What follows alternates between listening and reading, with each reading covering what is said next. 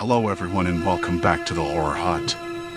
Before you drift off, it would be a nice idea if you could leave a comment to let me know where you are listening from. Please don't forget to give the video a like and subscribe to the channel. Right, let's get comfy and relaxed, and let's begin. Story 1, Locked Room Motel, trapped in an endless hallway.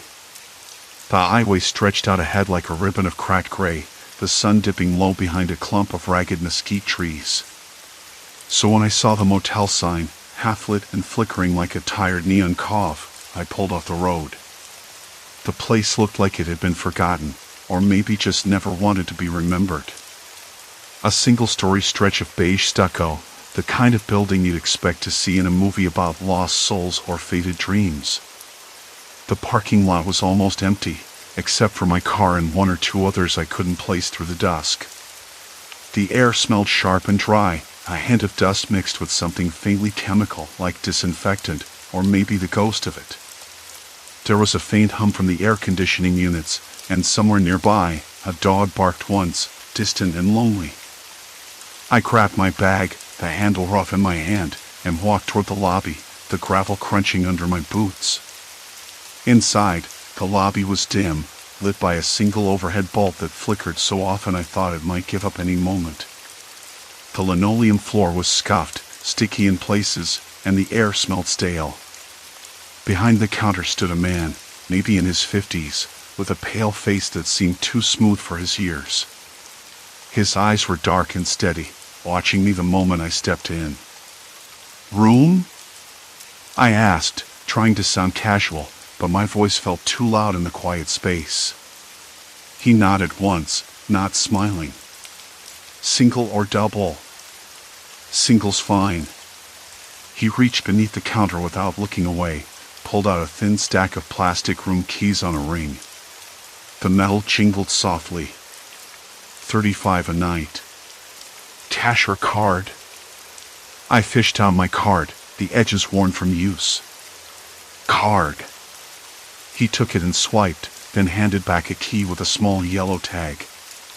"Room 7. End of the hall." I nodded, glancing around. No one else at the desk, no other voices behind the walls. The man didn't move from his spot, didn't even blink, just stayed there, a silent sentinel watching over the lobby. The hallway smelled faintly of mildew and something else I couldn't place, maybe old wood or forgotten meals. The carpet was thin and threadbare, and the lights overhead buzzed softly as I walked toward my room. Room 7 was at the very end, the door paint chipped in places, the metal lock dull and scratched. I slid the key into the slot and turned. Nothing. The key rattled, but the lock wouldn't budge. I tried again, more firmly. Still nothing. "Strange," I muttered, pulling the key out to check the number. It was definitely 7. I took a step back and looked down the hall. The man at the desk was still there, watching, unmoving. I swallowed, fingers brushing my forehead where a bead of sweat was trying to form despite the cool night air. "Excuse me," I called out, trying to keep my voice light. "The door won't open." He didn't respond at first. Then, slowly, he nodded toward the lobby door. "Come back to the desk." I hesitated but walked back, the hallway feeling suddenly longer, the shadows stretching like fingers along the walls. At the desk, he slid a thin envelope toward me, his lips barely moving. "Try the key inside." I opened it carefully. Inside was a single card, the kind you tap against a sensor. I'd almost forgotten those still existed. Still puzzled, I took it and returned to the door. This time, the lock clicked open. The relief was immediate, almost sharp. Inside, the room, with its faint smell of dust and decay, smelled of stale cigarette smoke and something damp in the carpet. The bed was made, but the sheets looked like they hadn't been changed in a while, wrinkled and faded. The window faced the highway, where the sun was almost gone, leaving behind a bruised purple sky. I dropped my bag on the floor and sat on the edge of the bed, listening. Outside, the wind whispered through the cracked blinds. Somewhere in the distance, a car door slammed. The motel was quiet, but not empty. Then I heard footsteps. Not from the hallway, but from the next room. Floorboards creaked under slow, steady steps. I froze, every muscle tensing, the skin on my arms prickling. The sound stopped abruptly, like someone had realized they were being heard. Silence. Complete silence. I wanted to tell myself it was nothing. Maybe another guest coming back late. Maybe the clerk moving around behind the desk. But the lobby door was locked from the outside, and the man never left his post. I had noticed that. Tried to catch him moving, even once glanced away for a second, but he was always there. I pulled out my phone, checking the signal. Nothing. Not even a bar. Great. I went to the window and peered out. The highway was empty, the last few cars swallowed up by the growing dark. No lights, no movement. Only the faint hum of the air conditioner and that distant dog barking again. I tried the door lock once more. It turned smoothly, but the door didn't open. I pushed harder, feeling the cold metal under my fingers, the frame solid and unyielding. My heart sped up. I stepped back, scanning the room. The faded wallpaper, the cracked mirror over the dresser, the small TV with static blinking on the screen. Nothing unusual. Nothing that explained why I was suddenly locked in.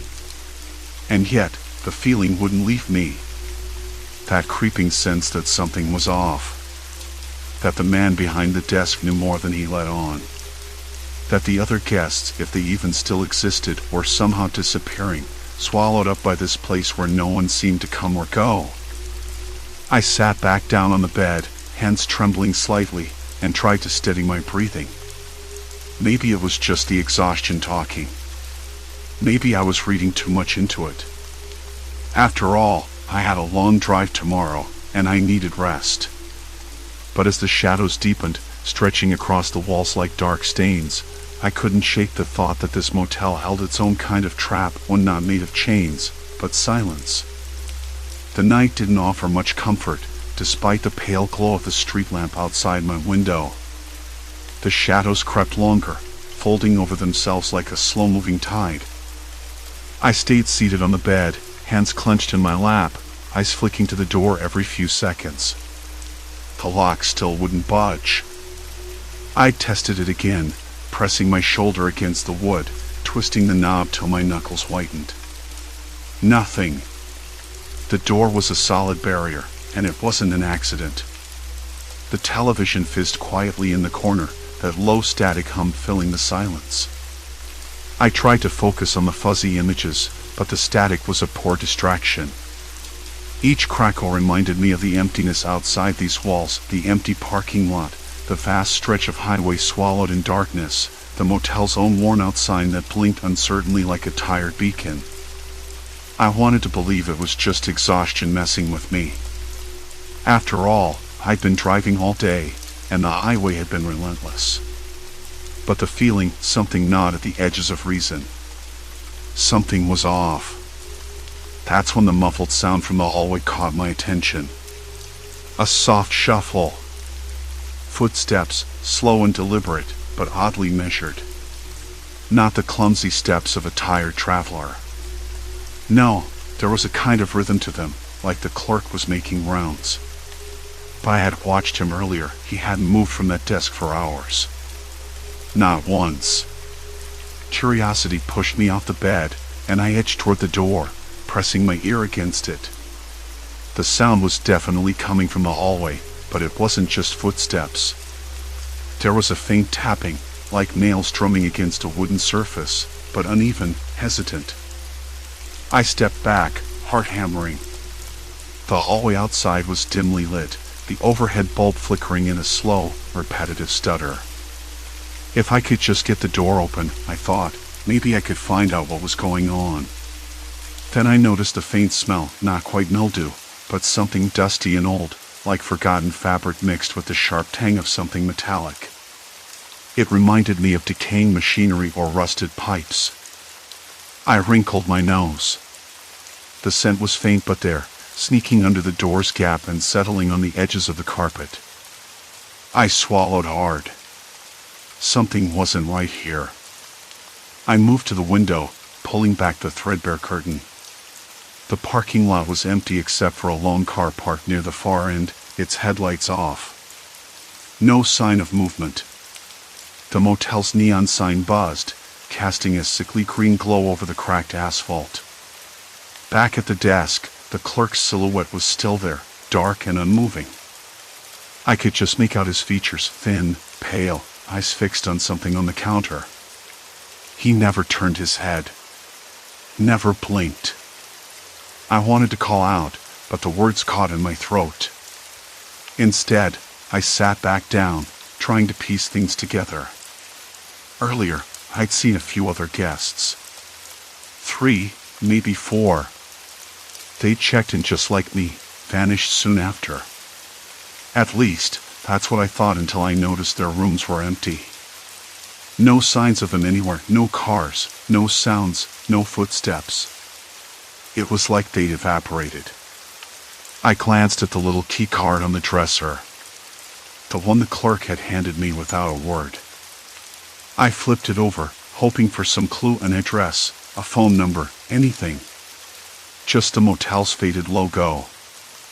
I tried the phone next. Dead. No dial tone, no click, nothing. The cord hung limp, useless. My mind raced. If the clerk never left the desk, how was he watching everything? How did he know when the guests disappeared? And why did the door lock me in? I stood again, pacing the room. The wallpaper peeled in strips, revealing plaster cracked and stained beneath. A faint draft whispered through the air conditioning vent, carrying a chill that prickled my skin. I sat on the edge of the bed, fingers tracing the rough fabric of the blanket. I needed a plan. Something, anything, to break the pattern. Then, a sudden tapping at the window startled me. I spun around, heart in my throat. Outside, a crow sat on the railing, its black feathers ruffled by the night breeze. It stared at me with beady eyes, then took off into the darkness. I laughed nervously. Of course it was just a bird. Why did I let my mind wander so far? But as I settled back down, I noticed something new on the nightstand, a small folded note I hadn't seen before. My fingers trembled as I unfolded it, the paper crackling softly. It read, "They don't leave. And neither will you." No signature. No explanation. A cold wave rolled through me. I stared at the words, feeling the room close and tighter. The sound of the desk bell chiming echoed faintly from the lobby. The clerk's voice, soft, almost a whisper, drifted through the cracked door. Room service. I froze. There was no phone call. No knock. No sign anyone else was here. I pressed my ear to the door. Silence. Minutes passed. Then the tapping again, this time from the other side of the door. Slow, deliberate, almost rhythmic. I stepped back, heart pounding. If the door wouldn't open from my side, maybe it would from the clerk's. But the idea of opening it, stepping out into the hallway where the shadows waited, or I had no control, felt impossibly dangerous. I sat back down and pulled the note close, fingers clutching it like a lifeline. The motel was no longer just a place to rest. It was a trap. And the man behind the desk knew every exit I didn't. Silence. Complete silence. Until the faint click of the TV turning off broke the stillness. I wasn't alone. The TV going silent was the last breath of normality in the room. I didn't move for a long moment, just listening, trying to convince myself the locked door was a mistake, a malfunction. But the tapping had stopped, and the silence was worse. It meant waiting. Waiting for something I didn't want to imagine. The note in my hand felt heavier than before, as if the words inside had weight and gravity, pulling me down. I laid the paper on the bedspread and ran my fingers over the rough print. The handwriting wasn't neat. Jagged. Like whoever wrote it had been in a hurry or angry. The message was the same as before, cryptic and almost mocking. Some doors don't open for a reason. I'd read it 3 times and still didn't know what to make of it. Was it a warning or a taunt? Or maybe just a joke from the clerk, testing me? But the room didn't feel like a joke. It felt like a cell. I stood, pacing toward the window, the cheap curtain rustling as I pulled it aside. Outside, the parking lot was empty, save for one car parked under a flickering street lamp. There was no sign of movement, no flicker of life beyond the cracked glass. A cold breeze sifted through the cracked window frame, carrying the faint smell of burnt rubber and wet asphalt. I took a deep breath, the air tasting dry and stale, like the whole place was holding its breath, waiting. The hallway was dark. I remembered the clerk's eyes, watching me from behind the desk earlier, unblinking, patient, like a predator sizing up its prey. He never left that spot. No breaks, no distractions. Just the same cold stare. I wondered if he could hear me now, if he was watching me from behind the tinted glass of the lobby window. I imagined him sitting there, a shadow among shadows, knowing every inch of the building and every weakness I might have. I tried the door again. Locked. Not just jammed, but sealed. Like the lock was designed to keep me in. My hand shook as I twisted the knob, the cold metal biting against my skin. No give. No click. Nothing. The deadbolt was a wall. I stepped back, heart hammering in my ears, and tried to calm myself. There had to be a way out. There always was. But this time, I wasn't sure. I sat back on the bed, the mattress springs creaking beneath me. The note caught my eye again. I scanned it once more, this time noticing the faint crease that ran horizontally through the middle, like it had been folded carefully, then unfolded with a purpose. I pulled it out flat and noticed something I hadn't before, a faint smudge of ink in the corner, almost invisible. I reached for my phone to take a closer look, but the screen was dead. No signal. No Wi-Fi. Nothing. The power was out. I swallowed hard and glanced toward the door. The hallway light had gone dark too. The only light came from the moon outside, casting pale, ghostly shadows through the window. The room was colder now. I could see my breath in the air, a thin mist curling from my mouth. The silence pressed in on me again, heavier this time. I tried to remember what I'd seen earlier, the other guests. There had been a couple checking in before me, a family maybe. Their voices were soft, almost polite. But now, gone. The rooms they'd stayed in were empty, no signs of luggage or people. If they left, they didn't take their things. If they'd checked out, the clerk would have said something. But he hadn't. He never said anything. Just watched. Something gnawed at the back of my mind. The clerk's presence wasn't just odd. It was intentional. Calculated. Like he was waiting for someone or something. And if the other guests had disappeared, then I was next. I tried calling out, my voice barely more than a whisper. Hello? Anyone there? The words felt absurd in the empty room.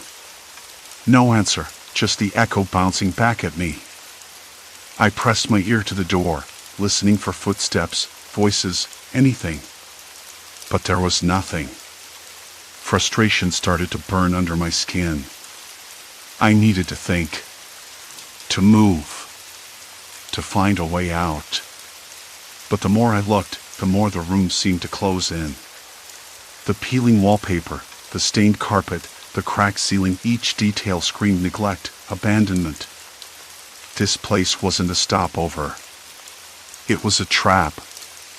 I paced again, faster this time, my footsteps muffled by the threadbare rug. My eyes caught the phone on the nightstand, a relic with a cord that didn't reach the wall. I tried to pick it up, but it was dead weight, useless. No dial tone. No chance of calling for help. The thought sent a shiver down my spine. Then, from the lobby, I heard it, the soft scrape of a chair moving. The faint shuffle of feet. A door opening and closing somewhere far away. I froze. The noise was deliberate, slow, deliberate. Like the clerk was making his rounds, except I knew he wasn't. He never left the desk. So who was out there? Panic bubbled up, but I swallowed it down. I needed to stay calm, but the fear was clawing at my throat. I pressed myself against the wall, listening. The sound stopped abruptly. Silence again. Too perfect. Too planned. I glanced back at the note.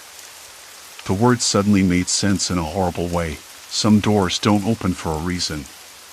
The motel wasn't just a trap for the body. It was a trap for the mind. A maze with no exit, with someone inside who knew every way out but refused to show them. I realized then, with a sinking weight, that I was no longer just a guest. I was a prisoner. And the point of no return had already passed. The TV clicked back on by itself, flickering to life with static and alarm. A figure appeared on the screen, shadowed, indistinct, but unmistakably watching me. My breath caught. The screen went black again, leaving only my reflection staring back at me. I wasn't alone in this room anymore. The TV's flicker died out, plunging the room back into the dull yellow haze of the bedside lamp. I forced myself up, the chair scraping softly against the grimy carpet. The note lay on the floor, edges curled like dead leaves. Some doors don't open for a reason. What reason? I didn't want to think about it. Not yet. My eyes drifted to the door. I grabbed the handle, twisted it again. No luck. The lock didn't budge, like it was welded shut from the inside. I pressed my ear against the cold wood, heart hammering against my ribs. Nothing. No footsteps. No voices. No sign anyone was out there. But the constant hum of the air conditioner and the low buzz from the neon sign outside reminded me the world existed beyond these walls. Somewhere out there, other guests had vanished. I wasn't the only one caught in this nightmare. And the clerk, he never left that desk. Not once. Not even for a break. It was like he was waiting for me. Watching. I shuffled back to the cracked window, peering through the street glass into the night. The highway was silent, a ribbon of black asphalt swallowed by shadows. No cars. No headlights. Just the occasional flicker of a distant storm, clouds rolling in like waves. The smell of rain teased the air, cool and sharp, but I knew it wouldn't reach me here. Not until morning, maybe. I swallowed hard and paced, trying to push the panic down. My throat ached, dry and raw. I could taste dust and stale cigarette smoke lingering in the air like a memory. The room's stale heat pressed in on me, thick and suffocating. I closed my eyes, breathing slow and deep, trying to steady the chaos inside. There was a sound then, soft, deliberate, a faint shuffle from the hallway. My breath caught. I pressed myself flat against the wall, listening. The footsteps stopped just outside my door. Then a voice, low and calm, slid under the crack. Not going anywhere, are you? It was the clerk's voice. Smooth, controlled. I swallowed, forcing my voice to stay steady. Why are you doing this? Who else is here? Silence. Then, you'll see soon enough. The door rattled slightly, but the lock held firm. My pulse thudded painfully in my ears.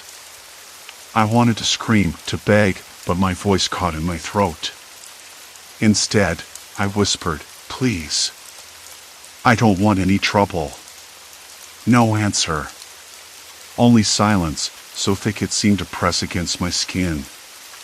I leaned back, sliding down the door until I sat on the floor. The note was still there, mocking me with its cryptic warning. I traced the words with trembling fingers. Some doors don't open for a reason. What if I wasn't supposed to leave? What if the motel wasn't just a trap for the body, but for the mind too? The thought clawed at me, sharp and relentless. I closed my eyes again, trying to remember the faces of the other guests, the couple from room 3 with their whispered arguments, the man from room 6 who left his door cracked just a little, hoping for a breeze. Were they all gone now? Did the clerk take them too? The idea made my stomach turn. A sudden noise pulled me from my thoughts, a faint scraping from the other side of the room. I whipped around, heart pounding. Nothing. Just the peeling wallpaper swaying gently in the stale air. My skin prickled. I wasn't imagining things. Something was here with me.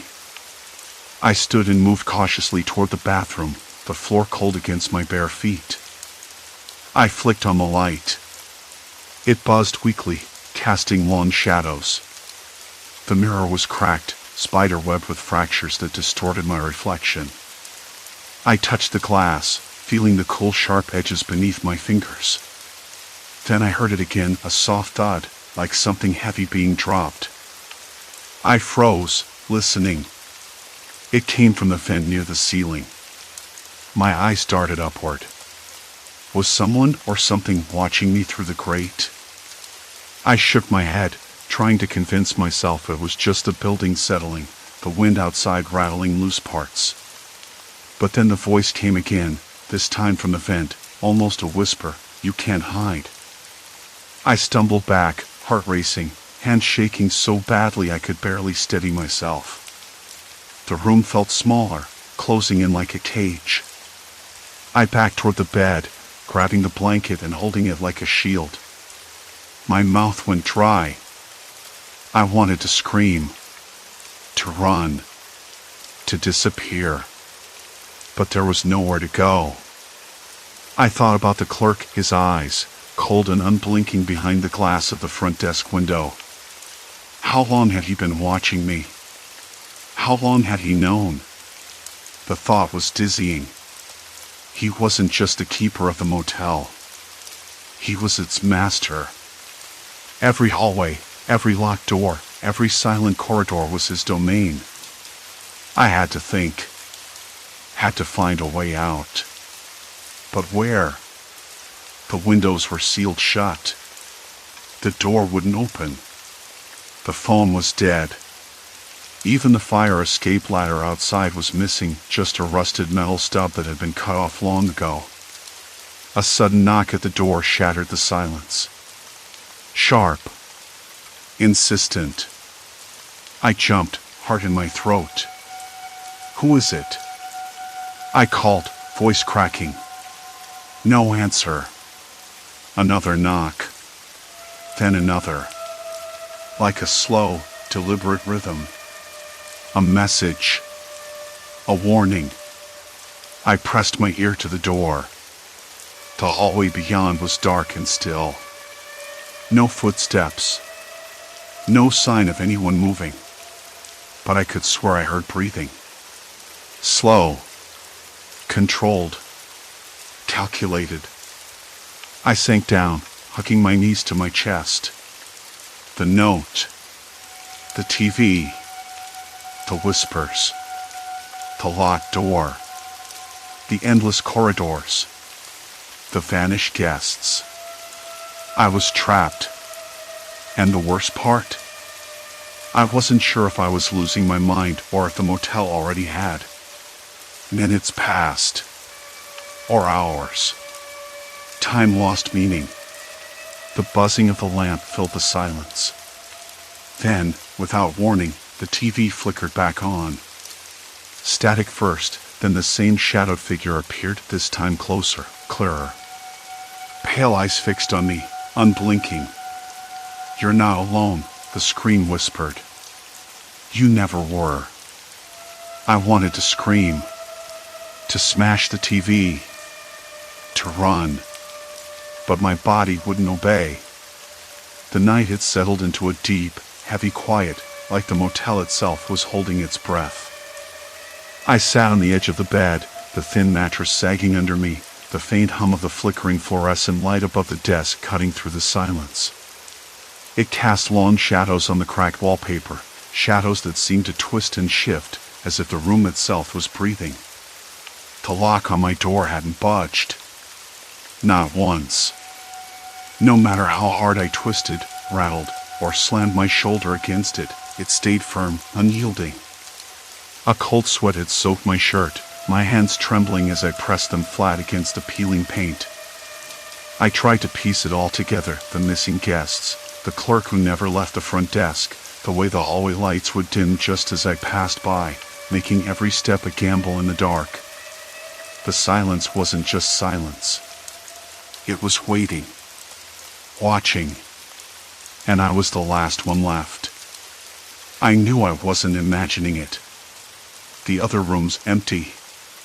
Not a single car in the parking lot except mine.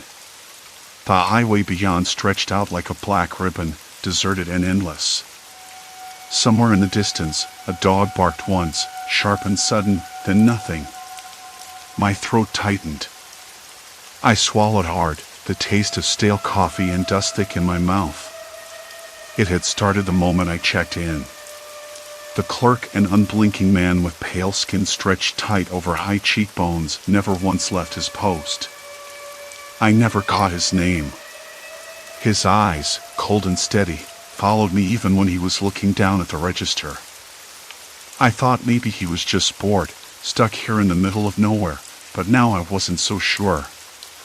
When the first guest disappeared, room 7, I heard nothing. No cries, no struggle. Just a door closing, and then silence. The same with the second, and the third. Like they'd been swallowed whole. I ran my fingers over the desk in front of me. The rough wood was splintered and worn smooth in places from years of use. I could feel the grit under my nails, the residue of cigarettes and spilled soda. The air smelled faintly of mildew and old paper. Somewhere behind the clerk, the faint buzz of a ceiling fan stirred the stagnant air, but it did nothing to cool the room. "Why don't you ever leave your desk?" I had asked the man earlier, voice sharper than I meant. He just looked up, looked at me, and smiled. Not a friendly smile. More like a secret shared only with himself. "I stay where I'm needed," he said softly. His voice was calm, almost practiced. "This place doesn't like to be disturbed." That was the last conversation I had with him. After that, I kept my distance, watching from the corner of my eye, trying to catch any sign of movement beyond the thin curtain that separated the office from the lobby. But there was nothing. No footsteps, no voices, no sign that anyone else existed here anymore. I tried calling out, once, twice, but the wall swallowed my voice. No answer. No response. Just the hum and the flicker and the cold weight of the lock. I thought about the highway, about the endless black road stretching beyond the streetlights. I thought about the tiny town I'd driven through hours ago, about the people who must be out there somewhere. But none of that mattered now. I was trapped. It was almost dawn when I heard it, a soft tapping, like fingernails lightly drumming on glass. I froze, heart thudding loud enough to drown out the sound. The tapping came again, rhythmic, deliberate. I turned slowly toward the window. Outside, The empty parking lot gleamed faintly under the weak street lamp, but there was no one there. "Hello?" My voice cracked. "Is someone out there?" No answer. Just a tapping, now coming from the other side of the door. A slow, steady beat that matched the pulse in my ears. I backed away, chest tight.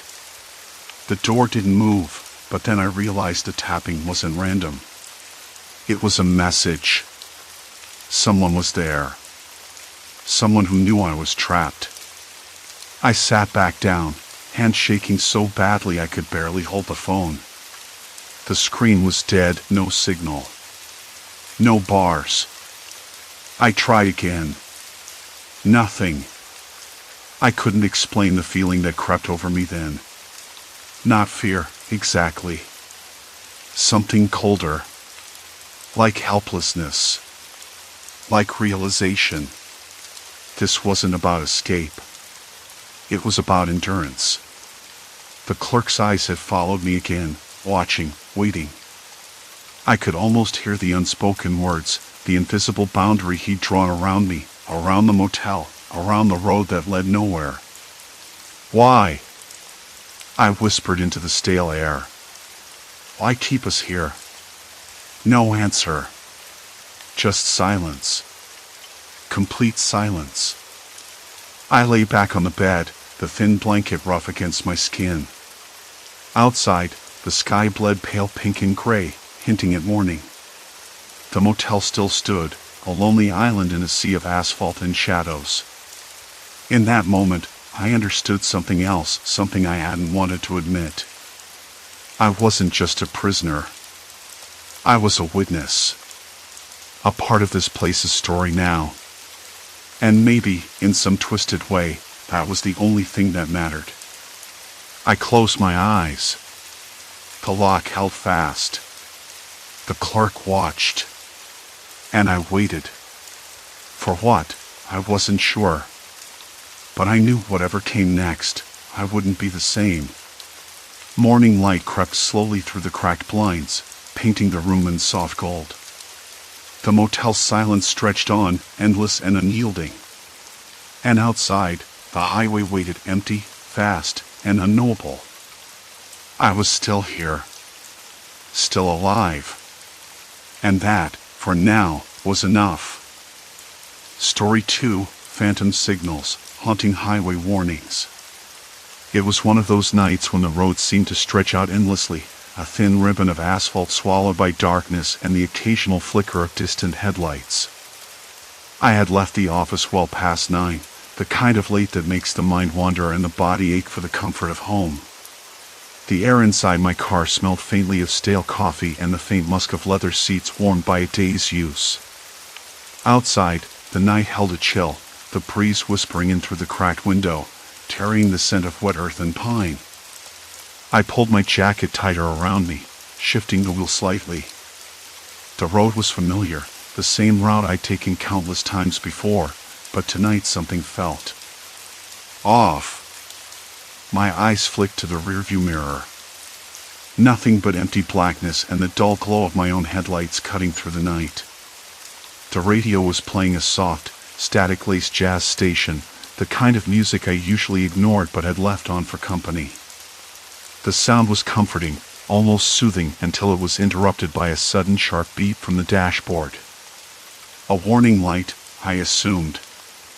I tapped the steering wheel, telling myself I'd check it out once I got home. No need to stress over a minor glitch. Then, out of nowhere, the first car appeared. Headlights bright, approaching fast. It passed me on the left, but as it did, the driver's window rolled down briefly. I caught a glimpse, a hand waving quickly, then a finger pointed to the shoulder of the road. A signal. Pull over. I blinked, confused. Why would a stranger on a deserted highway want me to stop? My hands tightened on the wheel. I shook my head, telling myself it was just a friendly gesture, maybe a local trying to warn me about something ahead. The car disappeared into the distance. I glanced down at the speedometer. I wasn't speeding. Nothing seemed out of place. Then another car came, this time from behind. Same thing, a quick wave, a pointed finger toward the shoulder. My stomach tightened. I slowed gently, heart tapping a staccato rhythm against my ribs. The shoulder was gravelly, rimmed with dry grass that rustled faintly in the breeze. I glanced over my shoulder once more, then eased the car to a stop. I waited. The radio hummed softly. Nothing. No other cars. No footsteps. No voices. I opened the door, the cool night air rushing in, smelling faintly of damp leaves and something metallic like a train yard I used to pass through as a kid. I looked around the empty road, the trees standing like silent sentinels. No sign of the car that had passed me moments ago. No lights flickering on the horizon. Just the faint sound of a distant dog barking and the occasional rustle of leaves. I leaned back against the door, suddenly aware of how quiet everything had become. Silence. Complete silence. The kind that presses against your ears and makes you hyper-aware of every breath, every heartbeat. My fingers trembled slightly, but I told myself it was just the cold. Maybe I was overthinking it. It's not like anyone would just vanish. I got back into the car, locking the doors with a click that sounded far too loud in the stillness. The road stretched out before me, empty as ever. I eased back onto the asphalt, the tires crunching softly on the gravel edge. My pulse was still uneven, the hairs on the back of my neck standing at attention. Minutes passed. The radio drone mixed with the low hum of the engine. Then, another car appeared, headlights cutting through the dark like an item. This one slowed down beside me, the window sliding down with a soft mechanical whir. The driver's face was hidden in shadow, but the hand gesture was clear, pull over. I blinked, confused and uneasy. Look, I don't know who you are, or what you want, I said aloud, voice cracking more than I intended. But I'm not stopping again. This isn't funny. The hand remained steady, the finger pointing to the shoulder again. The car idled beside me for a few seconds, engine humming low and steady. Then, without a sound, it sped off into the dark, vanishing as abruptly as it had appeared. I sat frozen for a moment, trying to steady my breathing. The streetlights above flickered, casting uneven pools of yellow light on the asphalt. The smell of gasoline mingled faintly with the pine and damp earth. I wiped a hand across my forehead, tasting the cold sweat that had started to form. This wasn't normal. None of it made sense. I stared down at the passenger seat, my eyes catching on the faint imprint of someone's weight like a shadow left behind. That's when I noticed it. The seatbelt was buckled, but the seat was empty. No sign of anyone ever having been there. My fingers traced the smooth leather, cold and untouched. I swallowed hard. Okay, I muttered to myself, voice barely above a whisper. This is just a weird night. Nothing more. But the feeling lingered, like a quiet buzz under my skin. Something wasn't right. Something was watching. I started the car again, pulling back onto the road. The night seemed to close in tighter, the trees leaning in as if to listen. And somewhere, far off in the dark, a car honked once, sharp and insistent. I didn't look back. The road stretched ahead, empty except for the occasional flicker of the dashboard lights and the white line humming beneath my tires. I pulled onto a side road, gravel crunching under the tires louder than it should have. The only light came from my headlights cutting through the thick dark, illuminating patches of damp earth and tangled roots. I needed to figure this out. If I was losing my mind, I wanted to know why. I'd called Jake earlier, my closest friend, and the only person I'd trust with something this strange. I still remembered the way he'd laughed when I told him about the vanished drivers. "You're sure you're not just zoning out?" he'd said. That laugh had a hollow edge now, like even he wasn't sure anymore. The phone buzzed in my pocket, making me jump. I pulled off the road, fingers trembling as I answered. "Jake." "Hey," he said, voice low. "Look, I checked the traffic cams near that stretch. Nothing unusual. No cars pulled over, no accidents, no reports. But I did talk to a guy who runs the gas station near the highway exit. Said a bunch of cars stopped there last night, but the drivers never came inside. Just left their engines running and vanished. Sound familiar?" I swallowed. "Yeah, that's exactly what I saw." "Yeah," Jake said, "and get this. The guy said it's been happening for weeks. People driving through, getting the same silent signal to pull over. Then nothing. No one ever comes back." I leaned back in the seat, the cold leather pressing against my spine. Why didn't I hear anything on the news? No one's talking about it. "Maybe they don't want to," Jake said. "Or maybe it's too local. You know how small towns can be. Secrets have a way of staying buried." The line went dead. I stared out at the dark road, feeling the weight of something unseen pressing in. I couldn't let this go. I started the car again, heading toward the gas station Jake mentioned. My headlights caught the peeling paint on the roadside signs and the cracked asphalt. The night smelled different here, a mix of burnt rubber and cold concrete mingling with the pine. I rolled down the window for a second, the chill biting my skin, and caught the distant howl of a dog. The station sat like a relic from another time, its flickering neon sign buzzing faintly overhead. The pumps were abandoned, no cars in sight. I parked a little way back, stepping out into the silence. The air was thick with stillness, the kind that makes your skin crawl. Inside, the scent of stale coffee and dust hit me. The fluorescent lights buzzed overhead, casting a sickly glow on cracked linoleum floors. A bell tinkled as I pushed the door open, but no one came out from behind the counter. I called out, voice hesitant. "Hello?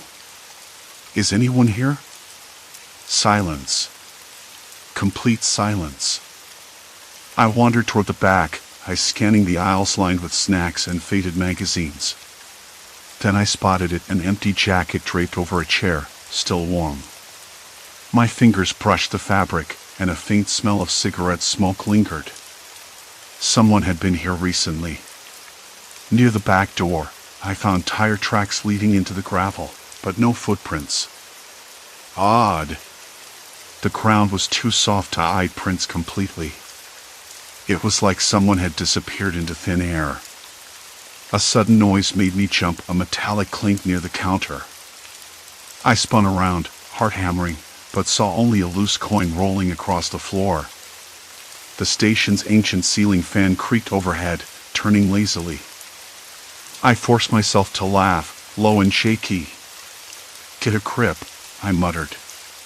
Then I noticed something else, the security camera hanging crooked in the corner, its red light blinking erratically. I pulled out my phone and tried the connection. Surprisingly, I got a weak signal. The screen flickered, showing a grainy black and white feed of the parking lot. I watched as a car pulled up, headlights off, just like the ones I'd seen on the road. The driver's side window rolled down slowly, and a pale hand waved me over. My breath caught. Was this the same signal? The same silent gesture? I felt the old, familiar chill crawl up my spine. The driver didn't move from the seat, but the hand beckoned again, slow and sure. My phone slipped from my fingers, clattering onto the counter. The screen went black. The silence returned, heavy and suffocating. I had no idea how deep this went. But I knew one thing for sure. I wasn't just chasing shadows anymore. Something was watching, waiting, and it wasn't done with me yet. A sudden creak echoed from the dim corner behind me. Heart hammering, I spun around, eyes straining to pierce the darkness. Nothing moved, yet the weight of unseen eyes pressed relentlessly. The air grew colder, each breath a sharp reminder that I was no longer just an observer, I had become part of the game. Somewhere, deep beneath the surface, a truth was unraveling, and it was far more dangerous than I had dared imagine. A flicker of movement caught the edge of my vision, a shadow slipping between broken shelves like a whispered secret. I swallowed hard, muscles taut, and forced myself to step forward, each footfall a defiant echo in the hollow room. The oppressive silence thickened, suffocating, but then a voice cracked through the gloom, low, gravelly, and unmistakably human. "You shouldn't have come here," it said, barely above a whisper but sharp enough to slice through the tension. I froze, searching the darkness for the source.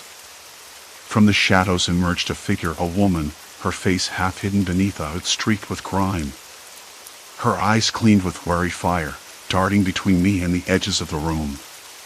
"You don't know what you're dealing with," she added, stepping closer, her voice trembling with a mix of fear and urgency. Before I could respond, a second figure appeared behind her, a man, taller, his jaw set hard, fists clenched at his sides. The woman glanced at him, then back to me, her expression softening just enough to suggest a flicker of trust. "But if you stay," she said, "maybe you can help. Because whatever's coming, it's not just watching anymore. It's hunting." The woman's eyes didn't leave me. Neither did the man's, standing like a shadow frozen against the dark wall. The air between us was so thick it seemed to press against my skin, cold and unyielding. I swallowed, tasting the stale dust of the room, with its faint smell of dust and decay mingled with something faintly metallic, old pipes, maybe, or the sharp tang of rusted metal left to rot.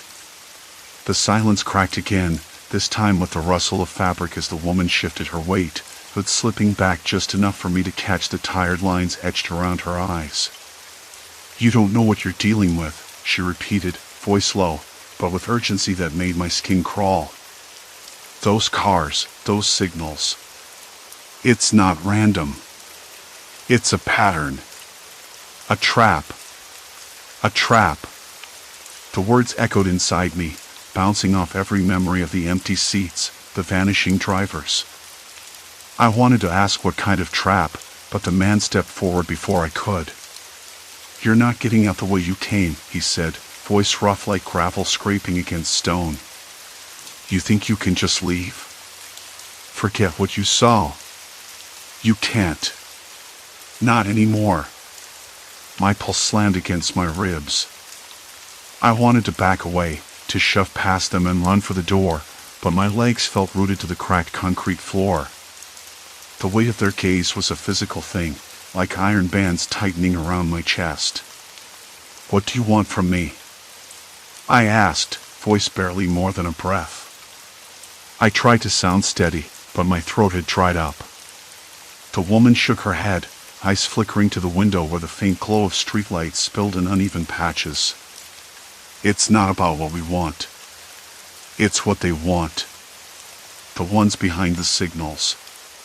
The ones who send the cars." I blinked, confusion twisting inside me. "Who? Who sends them?" She hesitated, biting her lip. "People. People who don't care if you vanish. Who use the silence as a tool." The room seemed to close in, the shadows lengthening, swallowing the corners. I could hear my own breathing, sharp in my ears, and the distant thump of something heavy, maybe the building settling, or a heartbeat somewhere in the dark. "You need to understand," the man said, voice lower now, almost a growl. "This isn't about random disappearances. It's about control. About making sure no one leaves the road once they're caught in it. You pulled over. That means you're marked. Marked." The word felt like ice trickling down my spine. I thought about the empty seats, the silent signals, the way those drivers disappeared without a trace. It wasn't just a coincidence or a cruel joke. It was something deliberate. Calculated. I moved, almost instinctively, toward the door. I don't belong here. I'm just passing through. The woman's eyes narrowed. Nobody's just passing through anymore. Not once you've seen the signs. I reached for the handle, but the man was quicker. His hand closed over mine, rough and surprisingly strong. You can't go back. The road won't let you. What does that mean? I demanded, pulling my hand free and stepping back. The woman sighed, rubbing her temples like she was fighting off a headache. They watch. They wait.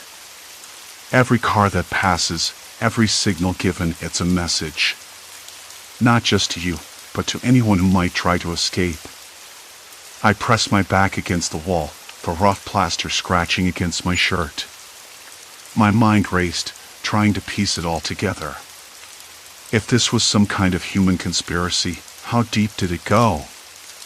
How many people were involved? And why? What was the end game? The man's voice cut through my thoughts. You think you're the first. You won't be the last. But once you've pulled over, once you've stepped out of your car, you're in it. There's no way around it. I swallowed hard, feeling the cold press tighter. The woman moved closer, voice dropping to a whisper. You're past the point of no return. I looked at them both, searching for any sign of mercy or escape. But their faces were grim, resigned. Like they were carrying the weight of something unbearable. So what happens now? I asked, voice trembling despite myself. The man glanced toward the window, then back to me. Now, you decide. You stay, and maybe you find out the truth. Or you try to run, and the road finds you anyway. A sudden noise outside, a scraping, like tires dragging on gravel, made us all freeze. The woman's eyes darted to the door, then back to me. They're coming again, she said. You don't have much time. My heart pounded so loudly I was sure they could hear it. I wanted to bolt, to throw open the door and sprint into the night, but the weight of their words held me fast. The road had already claimed me. I was marked. The man stepped aside, gesturing toward a narrow hallway I hadn't noticed before, swallowed by shadows. This way. If you want answers, follow us. I hesitated. The air smelled damp, the faint scent of mildew mixing with something sharp like gasoline or burnt rubber. My fingers tingled against the cool metal of the doorframe, the roughness grounding me. I could still hear the scraping outside, closer now. I swallowed again. Lead the way. The woman nodded, a flicker of relief crossing her face. Good. But remember, once you're in, there's no turning back. The hallway yawned ahead, dark and unwelcoming. I stepped forward, every muscle tense, every nerve screaming that I was walking deeper into something I might never escape. Behind me, the door shut with a soft click. Outside, the road waited. Silent. Watching. Patient. The hallway seemed to swallow the dim light that cast long, dancing shadows from my phone. The man's voice broke the silence. Keep moving. His footsteps echoed, deliberate and slow. The woman trailed just behind, the soft scrape of her shoes the only other sound except my own ragged breathing.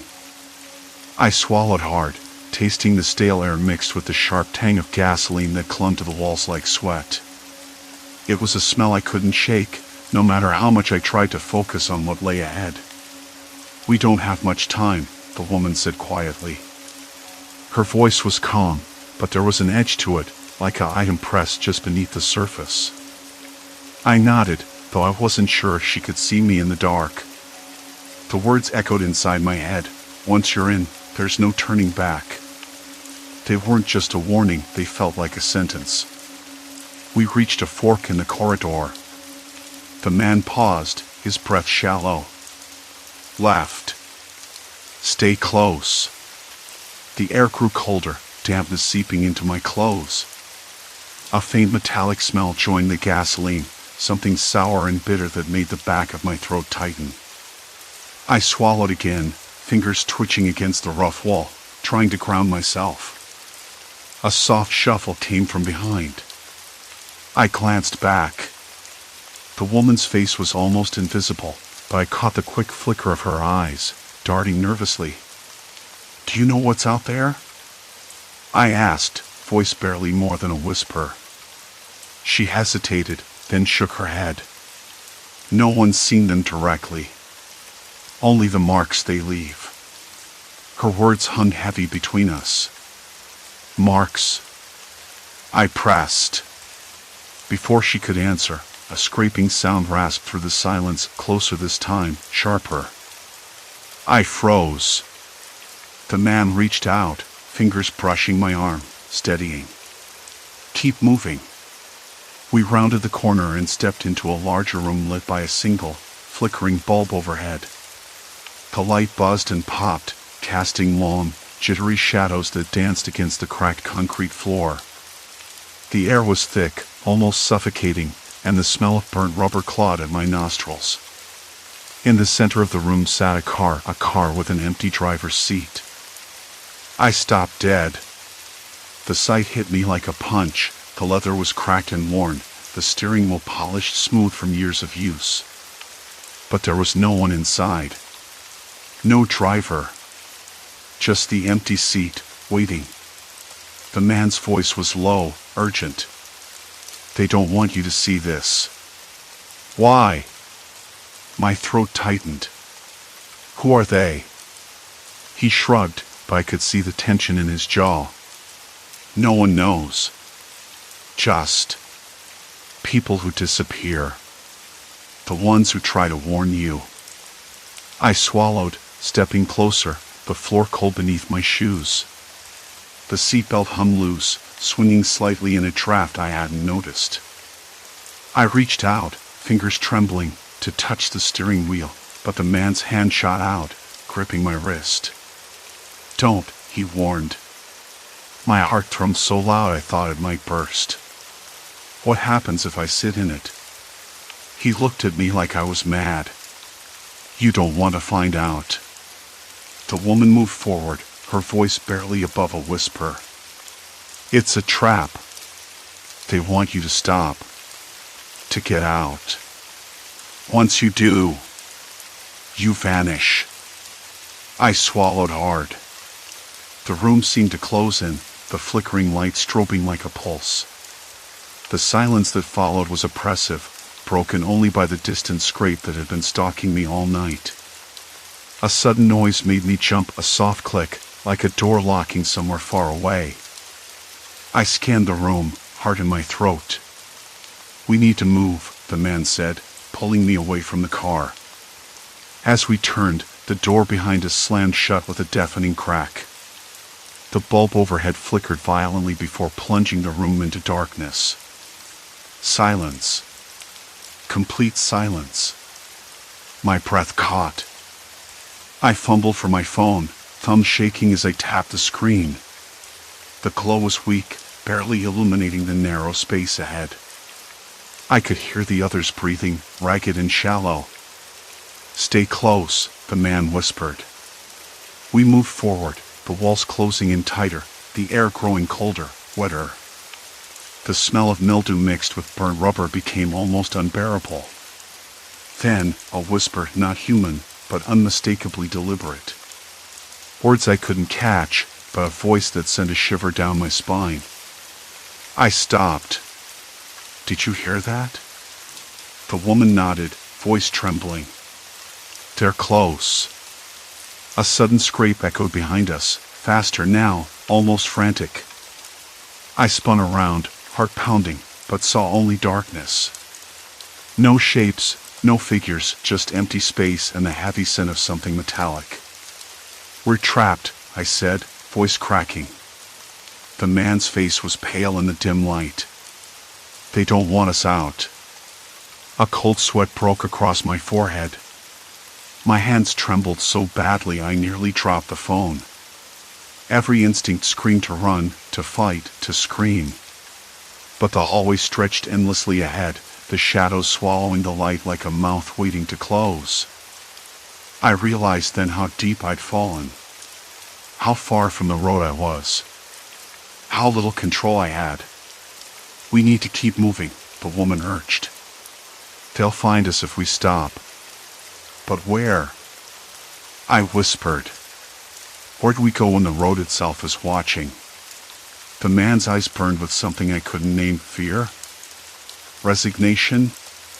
Determination? "There's a way out. A door. If we can find it." I nodded, trying to steady my shaking legs. The scraping grew louder, circling us, a sound that wasn't quite human but not animal either.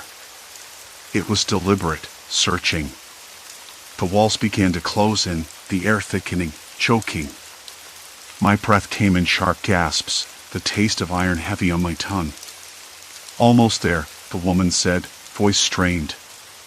A sudden gust of cold air blasted past, carrying with it a faint, distant sound. A car horn. A real car horn. Hope surged through me, sharp and sudden. But then the scraping stopped. Silence fell again, thick, suffocating. And the door we'd been searching for wasn't there. Not anymore. The silence after the scraping was worse than the noise. Complete, oppressive, like the world had held its breath and forgotten to exhale. I stood rooted where we'd stopped, the cold air gnawing at my skin through the thin jacket I'd grabbed on a whim that night. The woman and the man flanked me, their faces tight with exhaustion, eyes flicking around the collapsing walls, searching for the door that had disappeared as suddenly as it had appeared.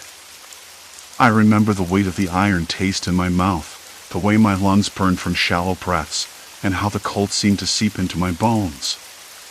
That smell, like wet concrete mixed with something acrid, clung to the air, thick and unmoving. I wanted to speak, to break the silence, but I couldn't find the words. Instead, I just swallowed hard, trying to force some kind of courage down my throat. "We have to keep moving," the woman said again, voice barely more than a rasp. Her eyes were wide, but there was steel beneath the fear now. "They're still out there." I nodded, though the thought of moving into the unknown, into whatever that scraping was, felt like stepping blindfolded into a pit. The man took a step forward, then stopped, looking back at us. "I think I saw something. A path, maybe. It wasn't there before." I followed his gaze, but all I could see were the walls, shifting shadows, and that endless dark beyond. Still, I didn't argue. We moved as quietly as we could, like ghosts slipping through a forgotten corridor.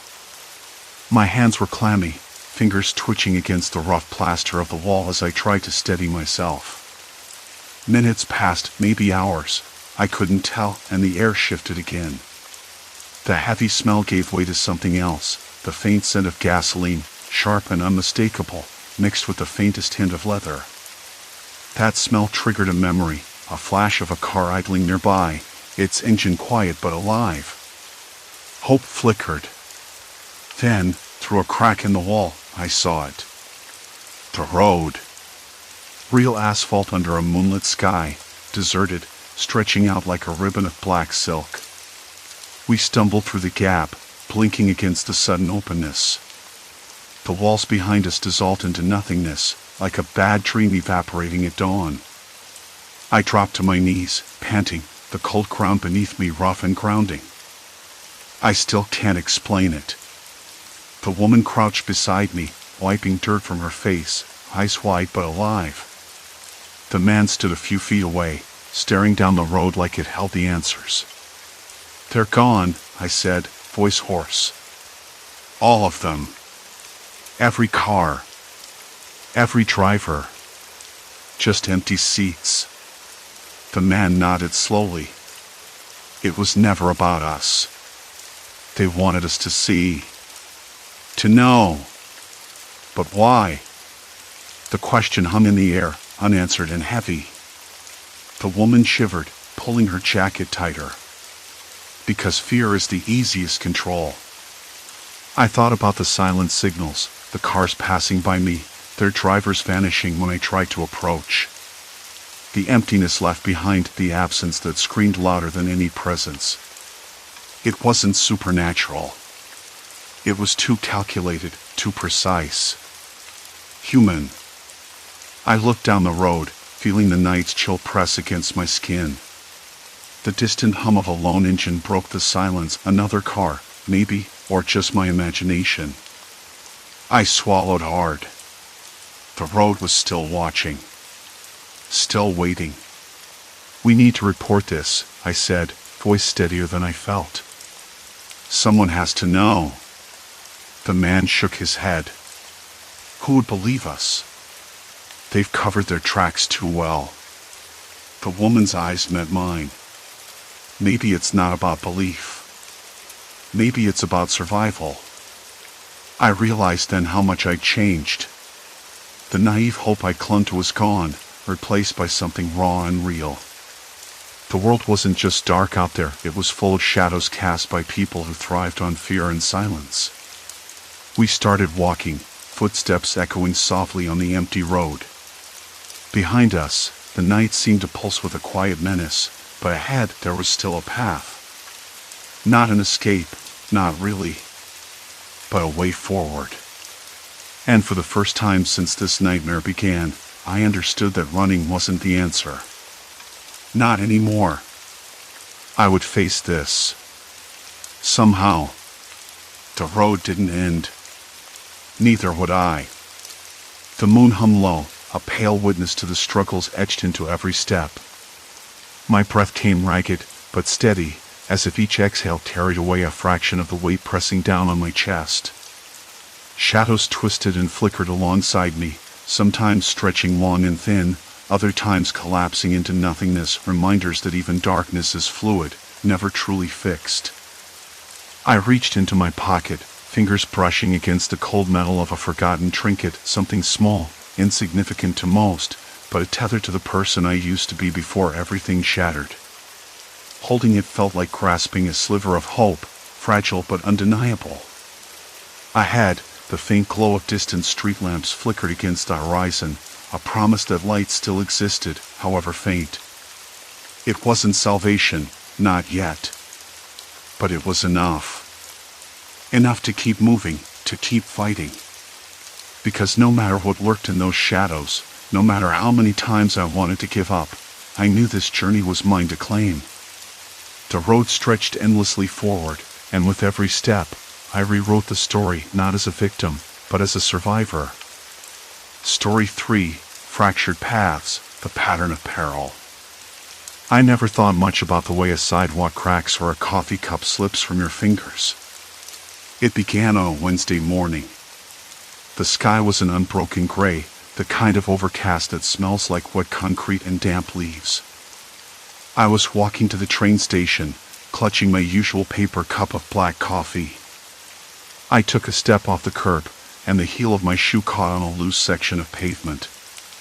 Nothing serious, just a stumble. But the coffee sloshed over the rim, splattering down the front of my coat. The smell of bitter grounds filled the air, sharp and sour.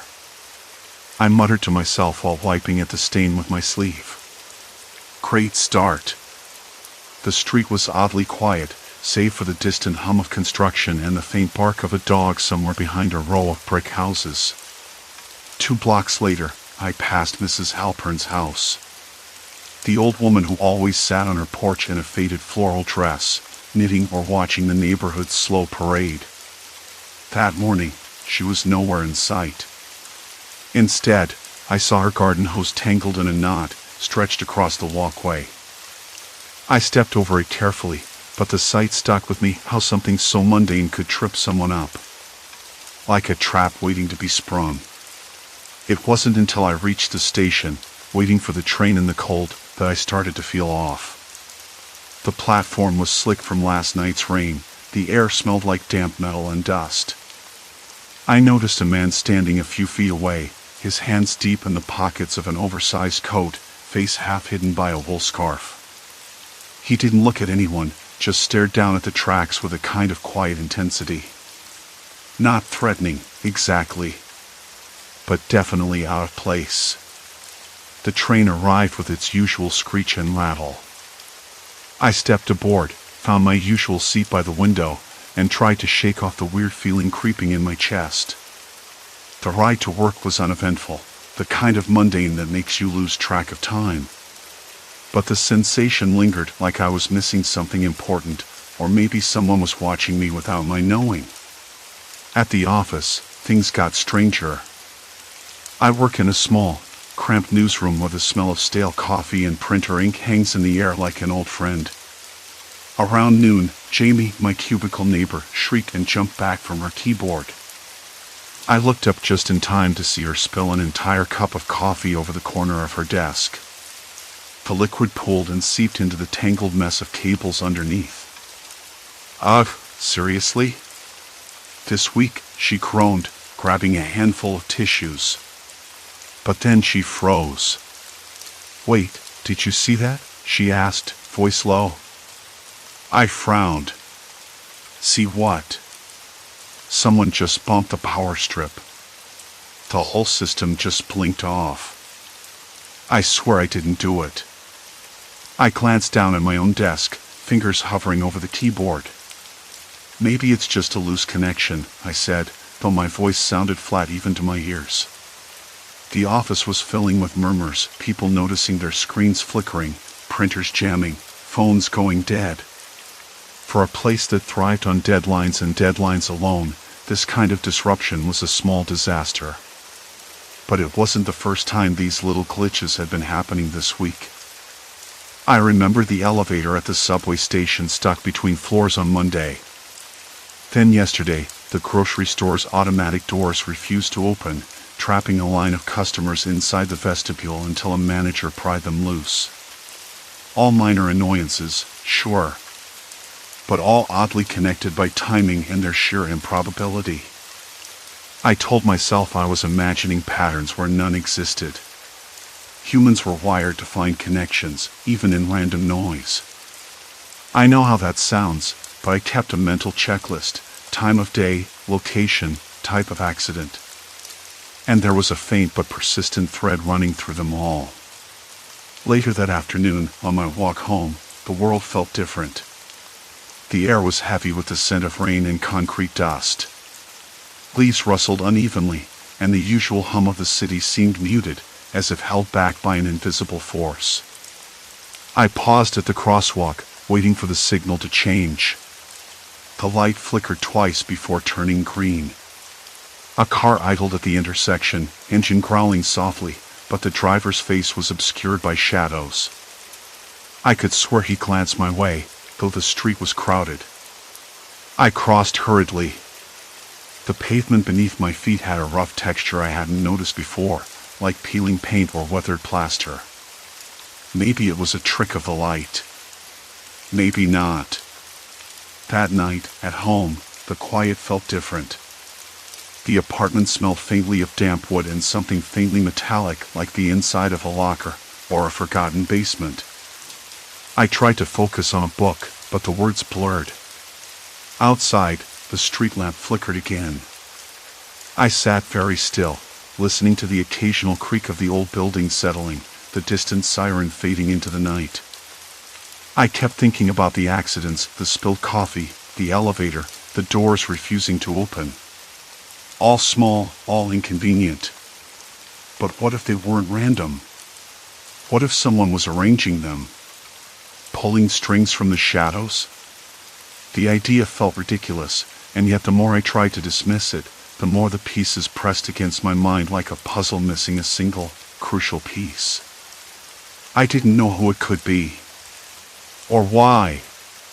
But if someone was behind it, whatever they wanted, it wasn't going to stop with a spilled cup or a stalled elevator. Something was coming. Something I wasn't ready for. The next morning, sunlight leaked through the cracked blinds in thin, stubborn lines. I rolled over and stared at the ceiling, tracing cracks in the plaster with my eyes. The quiet made the old building seem fragile, like it might collapse under its own weight if I moved wrong. I couldn't shake the feeling that I was being watched, or worse, that I was missing something glaringly obvious.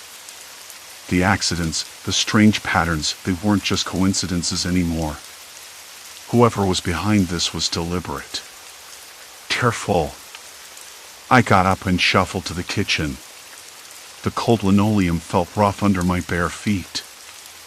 I poured coffee from the pot I'd left half full on the counter, and the smell of burnt beans filled the room, with its faint smell of dust and decay.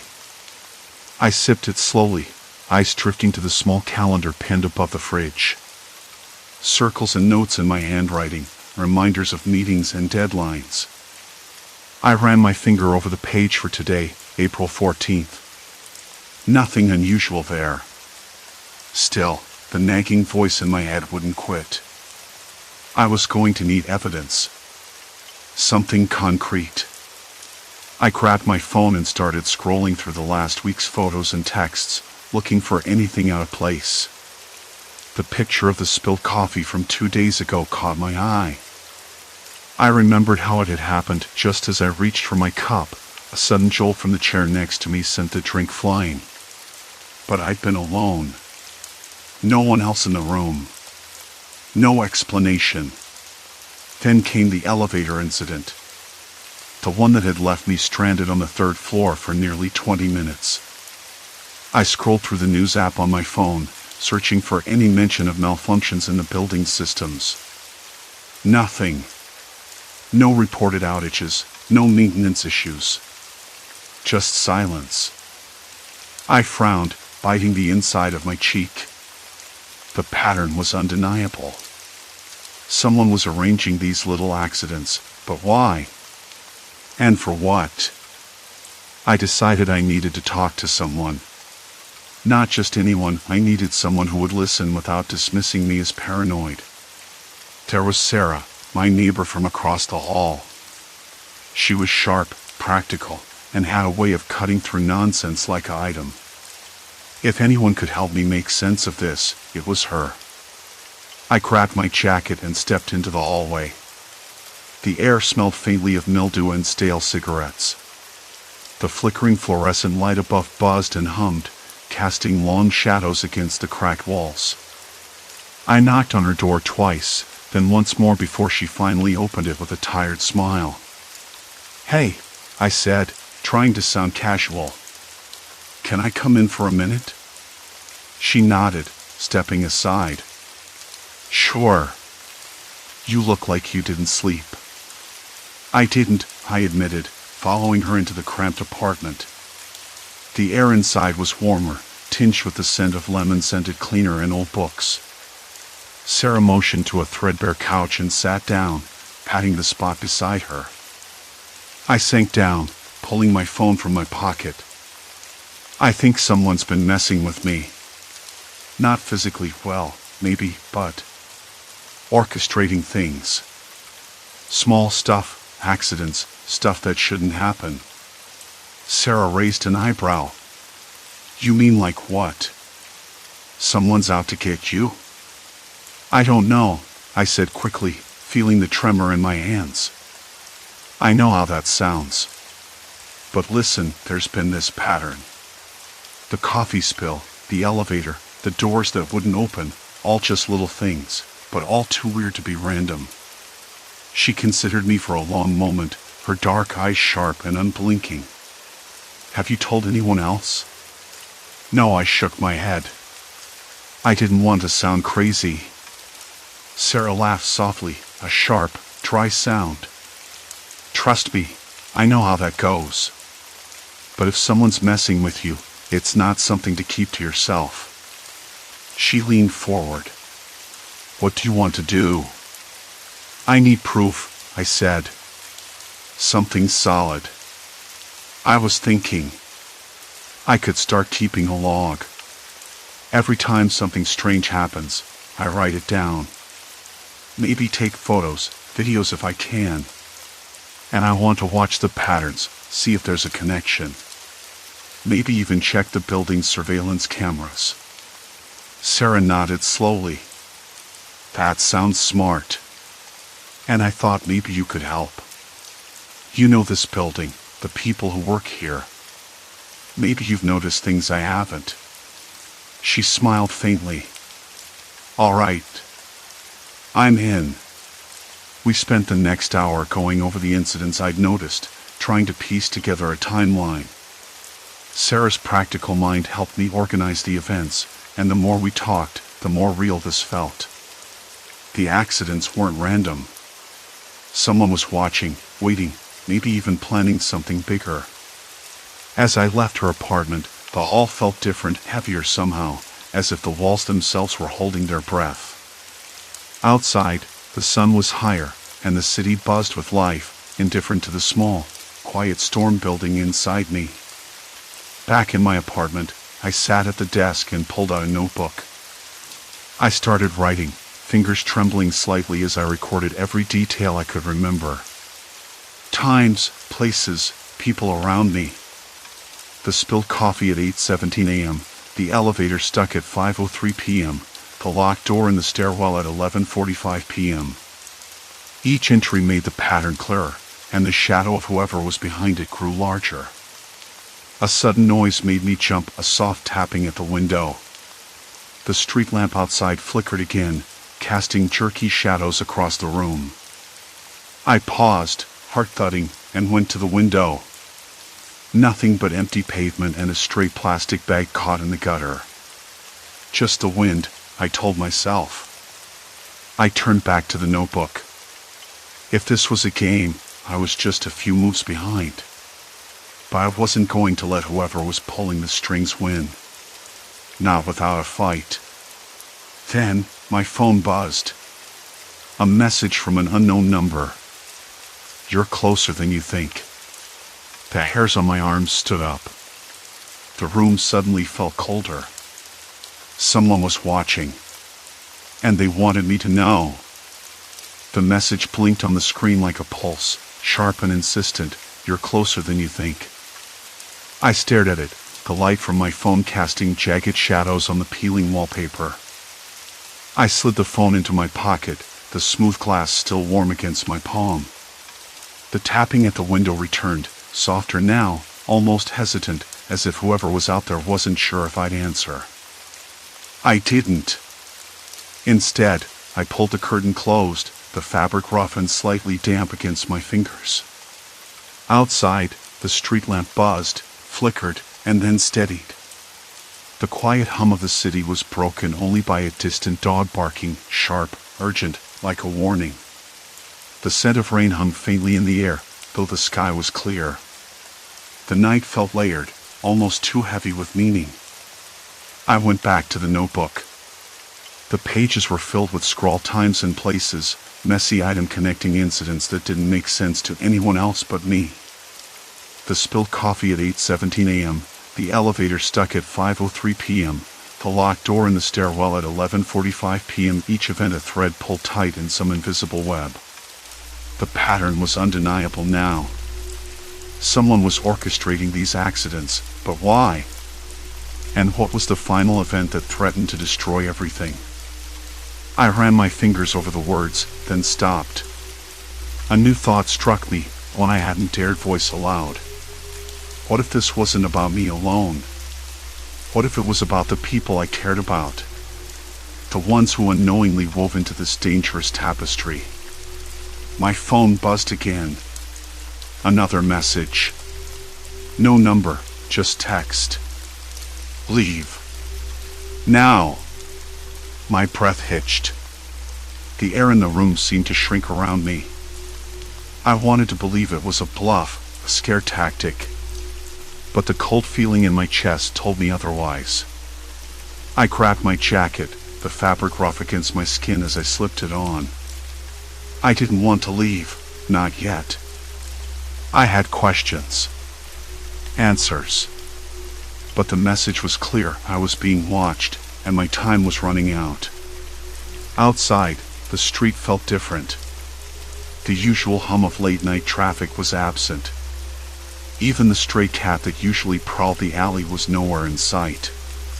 The city had gone quiet, like it was holding its breath.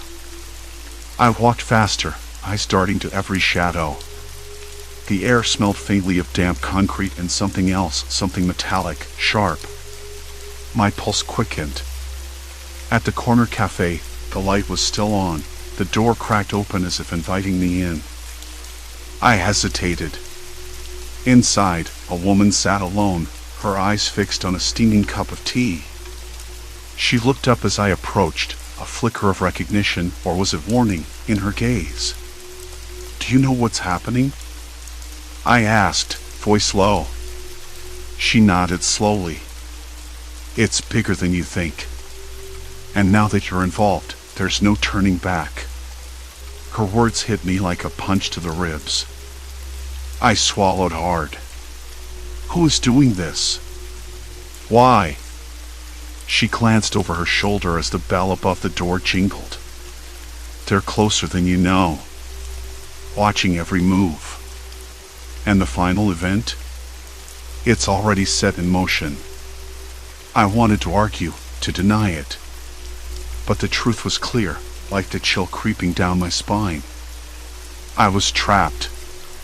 The woman slid a folded piece of paper across the table. "Read this when you're alone," she whispered. I took it, fingers trembling. The paper was thin, almost translucent. On it, a list of names. Familiar names. Friends. Family. People I trusted. A slow, sinking feeling settled in my stomach. The threat wasn't just to me. It was to everyone I cared about. I looked up, but the woman was already gone. The cafe door closed softly behind her, leaving me alone in the dim light. I folded the paper carefully and slipped it into my pocket. I needed to think, to plan. But I knew one thing for certain. There was no going back. Not now. As I stepped back onto the street, the distant echo of footsteps followed me, a steady, deliberate rhythm that matched the pounding in my chest. I glanced over my shoulder. Nothing but empty shadows. But I knew better. The game had changed, and I was playing for keeps. The streetlights flickered overhead, casting long, wavering shadows that seemed to twist and stretch with every step I took. The city around me felt different, colder, more hostile, as if it sensed the shift beneath the surface. My fingers brushed the folded paper again, its edges crumpled but its contents burning clear in my mind. I tucked my collar up against the chill night air and quickened my pace, eyes scanning the alleyways and doorways. Every noise and errant screech of brakes, the distant bark of a dog, felt amplified, a reminder that I was not as alone as I wanted to believe. Somewhere in the distance, a clock chimed midnight, its hollow toll marking the point of no return. Ahead, the faint glow of a neon sign hummed, promising refuge or perhaps risk. I hesitated, knowing that the choices I made now wouldn't just shape my own fate but ripple far beyond. The city's heartbeat pulsed in rhythm with mine, relentless and unforgiving. I drew a steadying breath, ready to dive deeper into the unknown, chasing shadows that might finally reveal the truth or consume me whole. The neon sign flickered again, buzzing like a low warning as I stood just beyond its shaky glow. I forced my gaze back to the alley's mouth, where darkness pulled in thick shadows. Every instinct screamed at me to turn around, to run back to the safety of my apartment, but I couldn't. Not now. Not when the pieces I'd found, the paper, the pattern of accidents, the whispered threats, were all converging here. Somewhere in that darkness, the person responsible was waiting. I took a slow step forward, then another, each footfall swallowed by the wet concrete beneath my boots. The city's heartbeat pulsed in my ears. I thought I could hear it in the distant hum of traffic, the drip of water from a loose gutter, even the faint scrape of something sliding against brick. It was all too quiet, like the city was holding its breath, watching me. I pulled the crumpled note from my pocket again, the edges worn, the ink smeared where my fingers had pressed too hard. The message was clear, but the handwriting still felt foreign, almost mocking. "You can't stop what's coming." The words blurred for a moment, and I blinked, trying to focus. Was that a warning? Or a challenge? A sudden noise made me freeze, a soft shuffle from the shadows to my left. My skin prickled, every hair standing on end. I swallowed hard, the dryness in my throat making it hard to breathe. The smell of damp plaster and something faintly chemical filled the air, clean, antiseptic, out of place in the grime. Hello? My voice cracked. A terrible mistake. The silence that followed was deafening, broken only by the slow drip of water somewhere deep in the alley. Then a voice answered, low, measured, barely above a whisper. You're closer than you think. It was different from what I expected. No rage. No threats. Just calm. Too calm. My mind raced. How did they know I was here? Was there a camera? A bug? I had to assume yes. They were always one step ahead, like a shadow moving just beyond my vision. I swallowed again, trying to steady my hands, but the tremble was there, subtle but persistent. I don't want this to end badly, I said, trying to sound steadier than I felt. Why are you doing this? What do you want? No answer.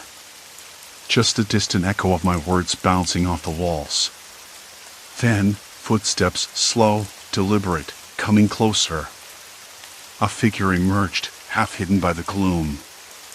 I couldn't make out a face, but the shape was unmistakably human.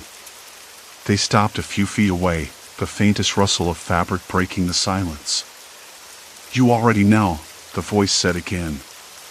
You've seen the pattern. The accidents.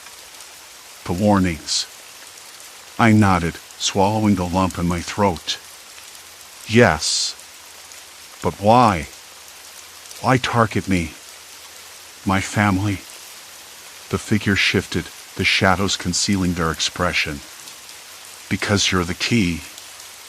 If you fall, everything changes. A shiver ran down my spine. The words felt like an accusation, or maybe a promise. I wanted to ask more, to plead for a chance to understand, but the coldness in the air was growing, prickling against my skin. Suddenly, the distant wail of sirens cut through the night. They grew louder, closer, something was happening nearby. The figure glanced toward the sound, then back at me. This is just the beginning, they said. You don't have much time. Before I could respond, they stepped back into the shadows and disappeared.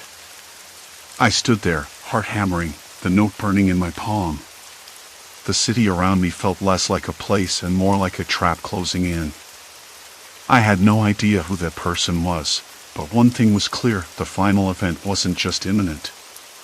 It was set to unravel everything I cared about. I turned toward the sirens, the cold night pressing in from all sides.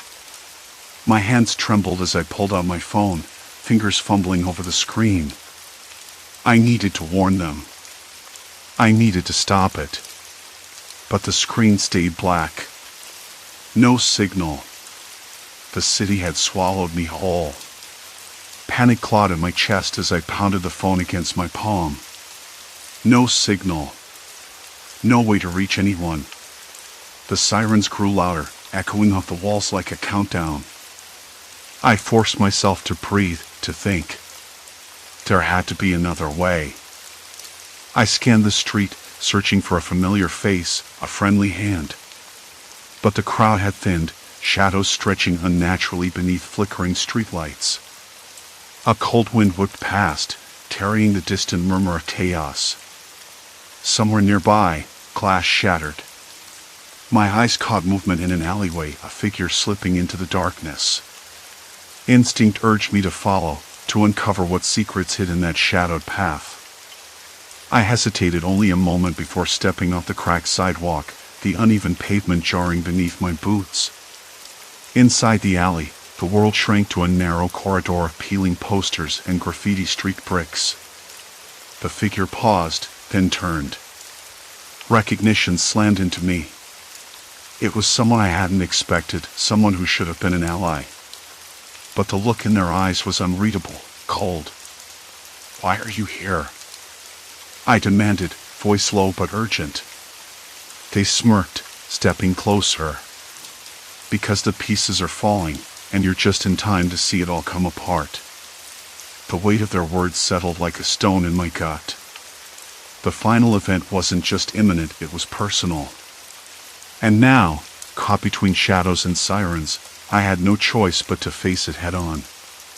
The air was thick with the smell of rain on concrete, damp and sharp, as I stood outside the cafe where it all began.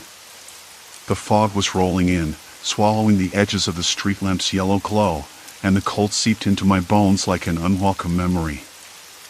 I had hoped this was over, that by finally naming the person behind the chaos, I could breathe again. But standing here now, the weight of everything settled like a stone in my chest. It wasn't over, not quite. Not until I faced him one last time. The pattern had been clear for weeks, then days, then hours. Every accident, every small disaster, the spilled coffee, the cracked windshield, the fall on the cracked pavement was no accident at all. Someone was pulling strings, shaping the world around me into a trap. I had traced it back to Thomas. He wasn't just a ghost in the background anymore, but a real person with real intentions. I didn't understand why he did it, only that he had. And that the final event was set to destroy everything I held dear. I checked my watch, 7:43 p.m. The cafe would close soon, and the streets would empty. Perfect for a confrontation. My hands trembled slightly, not from the cold, I told myself, but from the anticipation that twisted my gut. I hated how this changed me, how I was turning into someone I barely recognized. But I had no choice. Not now. Inside, the place smelled of burnt espresso and worn leather. The usual hum of conversation was gone, replaced by the tapping of the barista cleaning counters and the occasional clink of dishes.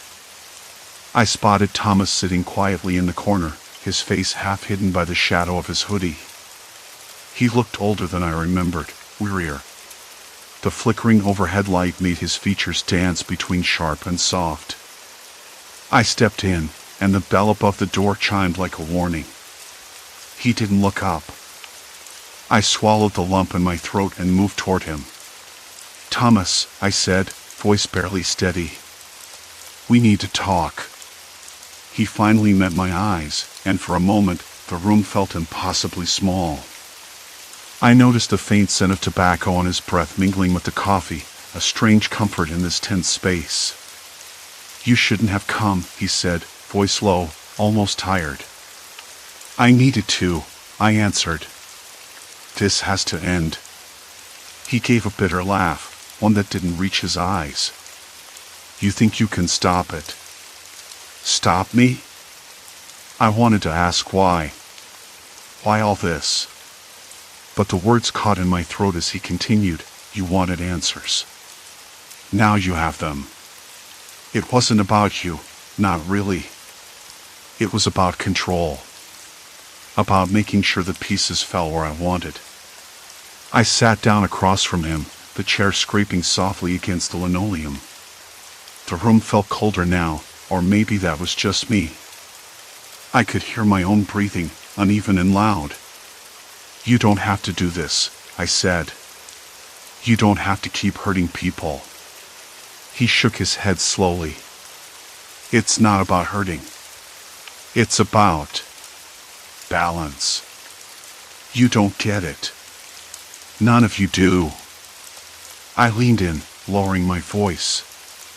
"Tell me. Help me understand." And for a moment, I thought he might. He looked like he wanted to say something real, something raw. But then the look on his face shifted a hard, guarded edge, and he stood abruptly. "Goodbye," he said, voice flat, and walked toward the door. I blinked. The sudden finality stunned me. I wanted to call him back, to beg for a real conversation, but he was already gone. The door swung shut behind him, muffling the outside world. I sat back, my fingers tracing the rough edge of the table. The silence pressed in again, but this time it was different. Not empty, but full. Full of possibility. Outside, the rain had started. Light at first, then heavier, drumming against the windows like a warning or a promise. I wrapped my arms around myself, tasting the cold air mixed with the faint sweetness of the cafe's closing pastries. I thought about the accidents, the near misses, the broken glass, the whispered threats hidden in everyday moments. They had been terrifying, yes, but also a signal. A message I'd been too scared to decode until now. I realized something else then. The final event, the one Thomas had set in motion, wasn't some grand explosion or dramatic collapse. It was far more subtle. More insidious. It was the unraveling of trust, the quiet destruction of the life I had built around me. The slow erosion of safety and certainty. In that moment, I understood what I had to do. Not fight fire with fire, not meet manipulation with fear. But rebuild. Reclaim. Piece by fragile piece. I left the cafe and stepped into the rain. The cold bit into my skin, but I welcomed it. It cleared my mind. I could hear a dog barking in the distance, the faint rustle of leaves in the wind. Life, stubborn and relentless, continued around me. Walking home, I thought about my family, my friends, the small community that had been shaken but not broken. They didn't know the full story. They might never know. But I would protect them. Even if it meant walking into the storm alone. By the time I reached my door, I felt the first real flicker of something I hadn't dared to name, hope. Not the naive kind, but the hard-earned kind forged in the cold and the dark. I paused, hand on the doorknob, and looked up at the sky. The rain had slowed to a drizzle, and the clouds were beginning to part. A distant star blinked uncertainly, like a silent witness. Inside, the air was warm, tinged with the faint scent of lavender and old books. I closed the door behind me and leaned against it, letting the quiet settle over me. The nightmare had come, and it had nearly swallowed everything whole. But I was still here. Still standing. And that was enough. For now. Story 4, Mirror Lives, Reflections Rewrite Reality. I woke up to the sound of the radiator clicking off. The mirror on the opposite wall caught my eye. Not because it was unusual, mirrors aren't usually the kind of thing that draw your attention when you wake up, but because it was reflecting something that didn't quite fit. I sat up slowly, the creak of the bed frame loud in the quiet room, and stared. There I was, standing in the kitchen, smiling. Not the tight, polite smile I usually force for the benefit of others, but a full, genuine smile. The kind that twists your face a little too much and shows your teeth in a way that's almost embarrassing. But I hadn't been in the kitchen. Not yet. I was still here, sitting on the edge of the bed. I rubbed my eyes, the fabric of the blanket rough against my palms. Sunlight filtered through the blinds, casting narrow lines across the floorboards. I leaned forward, almost afraid to see what else the mirror was showing me. It was like a silent movie playing out in reverse or from a different angle, a version of me I didn't recognize. In the reflection, I poured a cup of tea, humming softly. Then I turned and left the apartment, keys jangling in hand. I could hear birds outside, the faint hum of traffic, but the scene felt oddly staged, like I was watching a memory that belonged to someone else. I shook my head and stood up. The floor was cold beneath my bare feet. The apartment smelled faintly of burnt toast, which was strange because I hadn't made any. I crossed the room, with its faint smell of dust and decay, and looked into the mirror again. This time, the reflection was just me, standing there, blank-faced, mirroring my movements exactly. I ran a hand through my hair, muscles tight. I wasn't sure what was wrong. It was probably just a trick of the light or my tired mind playing games. Still, I couldn't shake the feeling that something was off. I told myself I was imagining things, that I was just stressed from work and the lack of sleep. But every morning, when I looked into that mirror, it showed me snippets of a life that didn't match my own. Small things, smiling when I felt upset, leaving the house earlier than I actually did, laughing at jokes I didn't hear. I tried once to change it.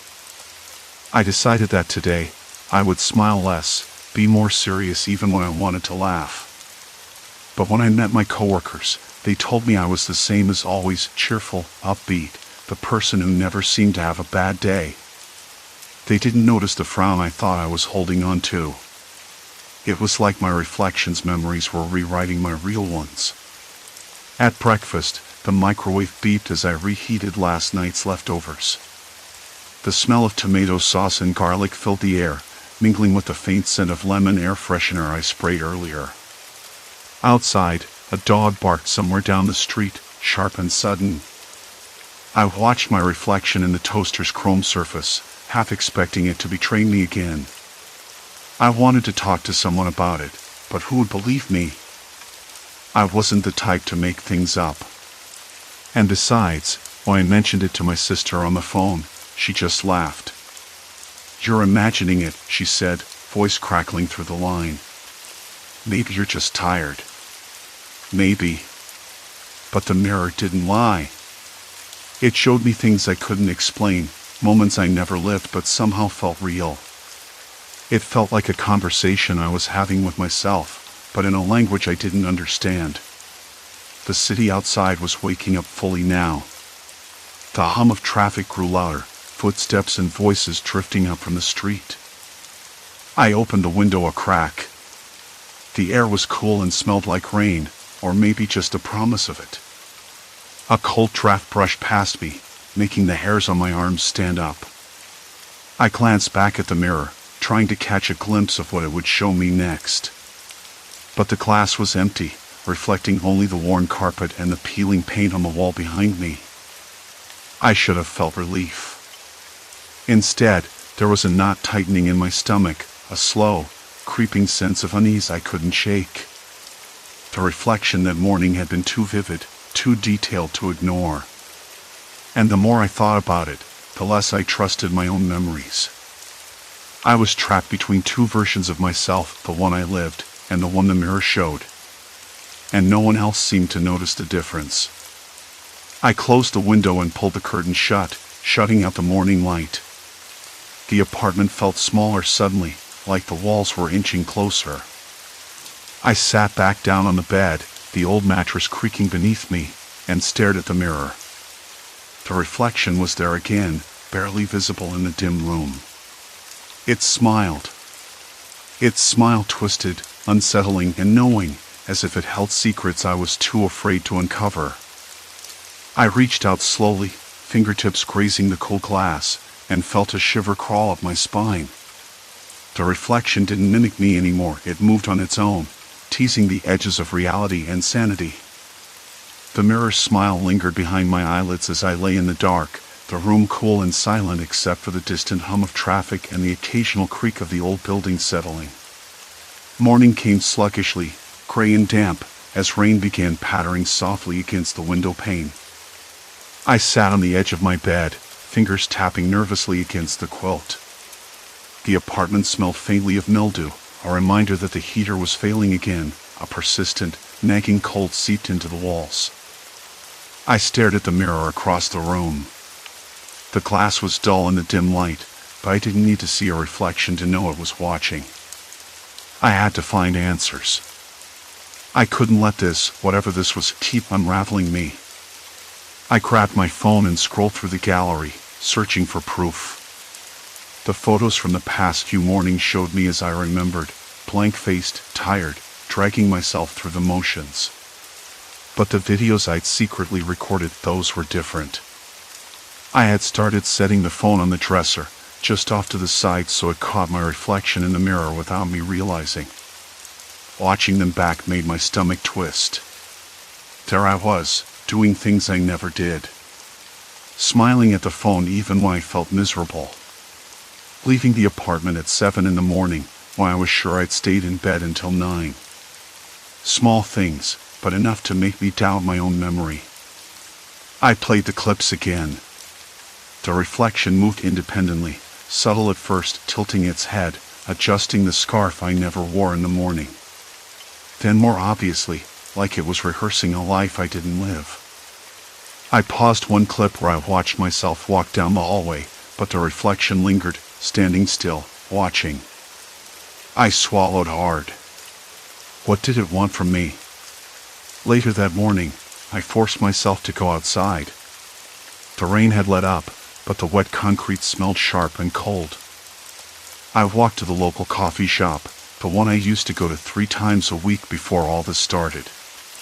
The bell above the door jingled as I stepped inside, warmth and the rich, bitter scent of brewed coffee washing over me.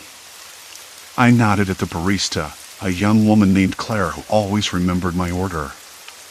Today, though, she looked at me with a blank expression, as if she was trying to place me. "Hey, you feeling okay?" she asked, her voice low, almost hesitant. I hesitated. "Yeah. Just tired, I guess." She shrugged, wiping down the counter. "You look different. You've been coming in earlier than usual lately. Morning shift?" I blinked, surprised. "No, I usually come around 10. Claire frowned, shaking her head. "Not the last few days. I've got the timestamps. You've been in here before 7. My hands clenched around the mug as the words sank in. That's the thing, no one else seemed to notice the discrepancies, or if they did, they didn't question it. Like the world was moving on, ignoring the strange dissonance between my memories and the mirror's version of me. Determined, I asked Claire, "Have I ever smiled a lot here? Like, really smiled, even when I wasn't happy?" She looked confused. "Not really. You usually keep to yourself, quiet. You don't seem like the smiley type." That was exactly what the reflection did, though it smiled even when I felt hollow inside. Back out on the street, the city felt colder somehow.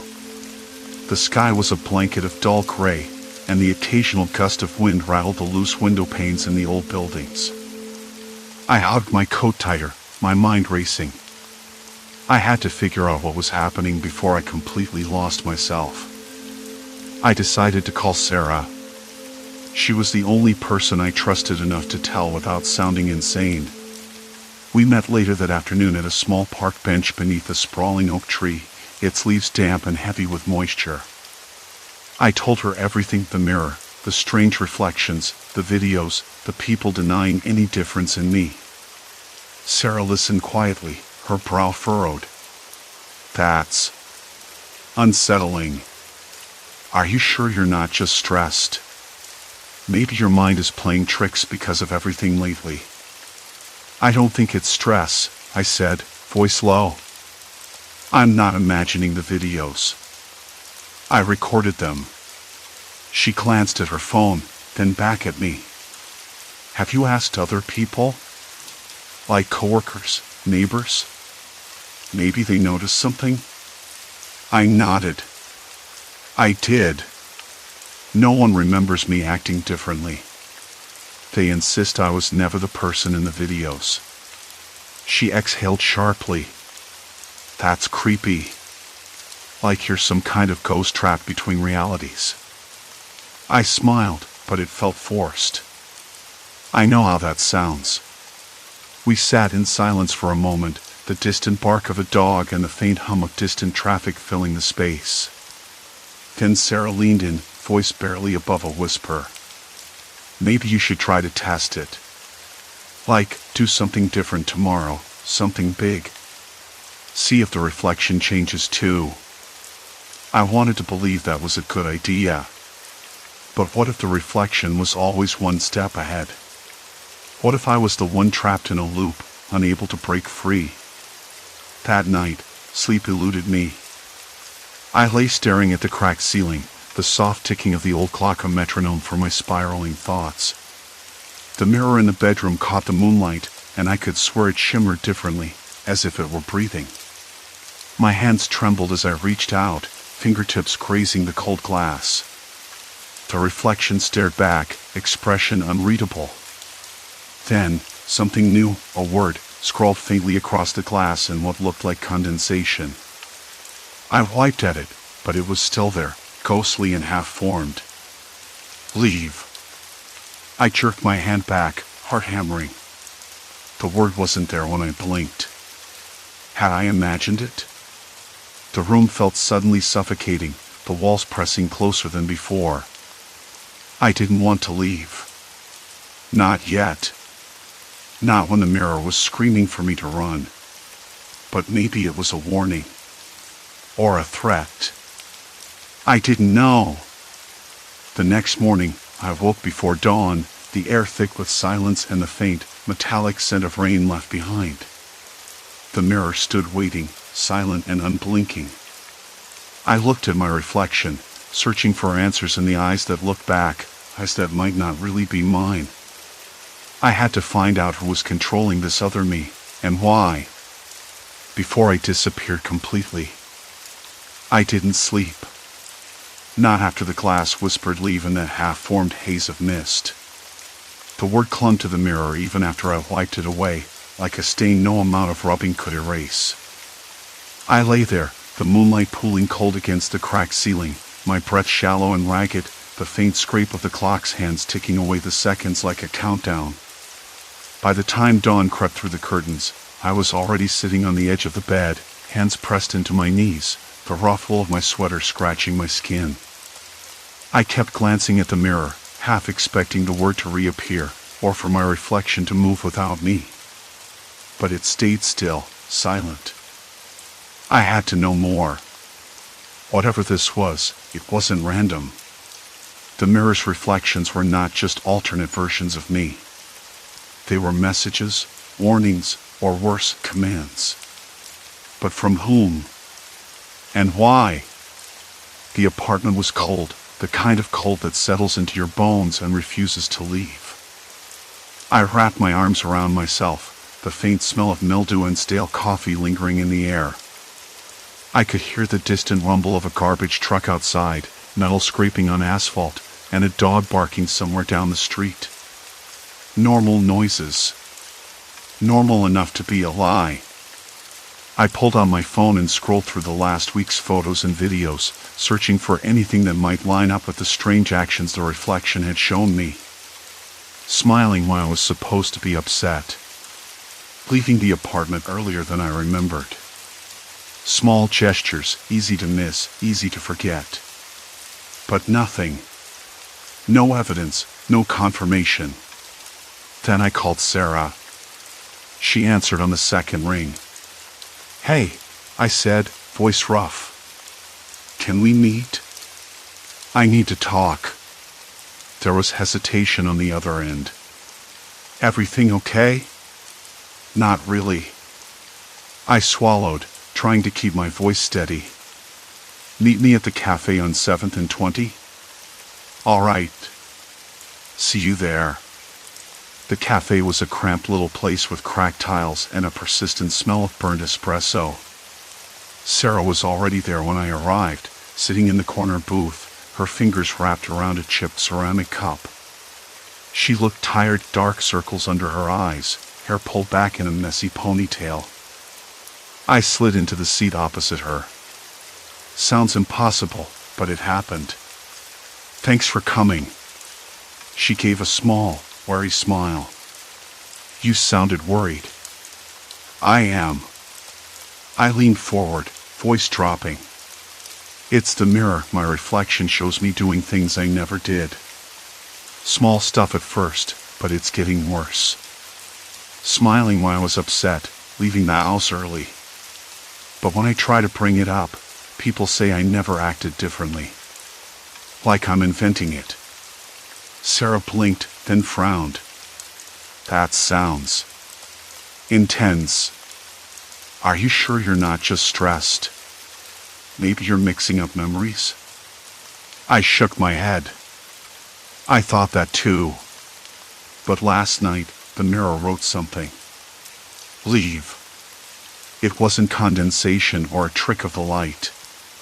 It was like a warning. Her eyes narrowed. Leave? Leave what? The apartment? The city? I don't know. That's what I need help figuring out. Sarah ran a hand through her hair. Have you told anyone else? Maybe a doctor? No. I don't want to seem crazy. She sighed, reaching across the table to squeeze my hand. You're not crazy. But this sounds serious. Maybe you should see someone. Before I could answer, my phone buzzed on the table. I glanced down. A message from an unknown number. Stop looking. I froze. The cafe seemed to fade into silence. The clatter of cups, the murmur of voices, it all dimmed to a dull roar. Sarah's hand tightened around mine. Who is it? She asked, voice low. I don't know. I swallowed hard. But someone's watching me. Sarah's eyes darted around the room, with its faint smell of dust and decay. We should get out of here. Outside, the air was sharp with the scent of rain on concrete. The sky was a bruised purple, clouds gathering like a threat.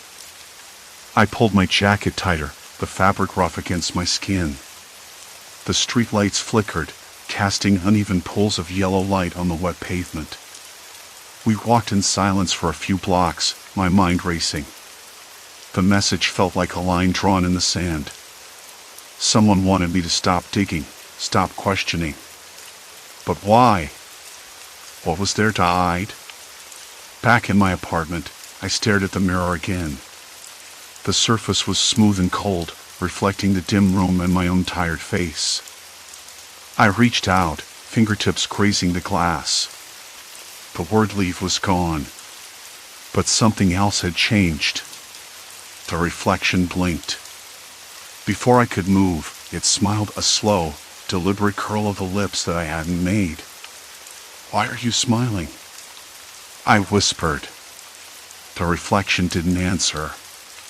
Instead, it raised a hand and pointed behind me. I spun around. Nothing. Just the empty room, the peeling wallpaper, the faint hum of the heater cycling on.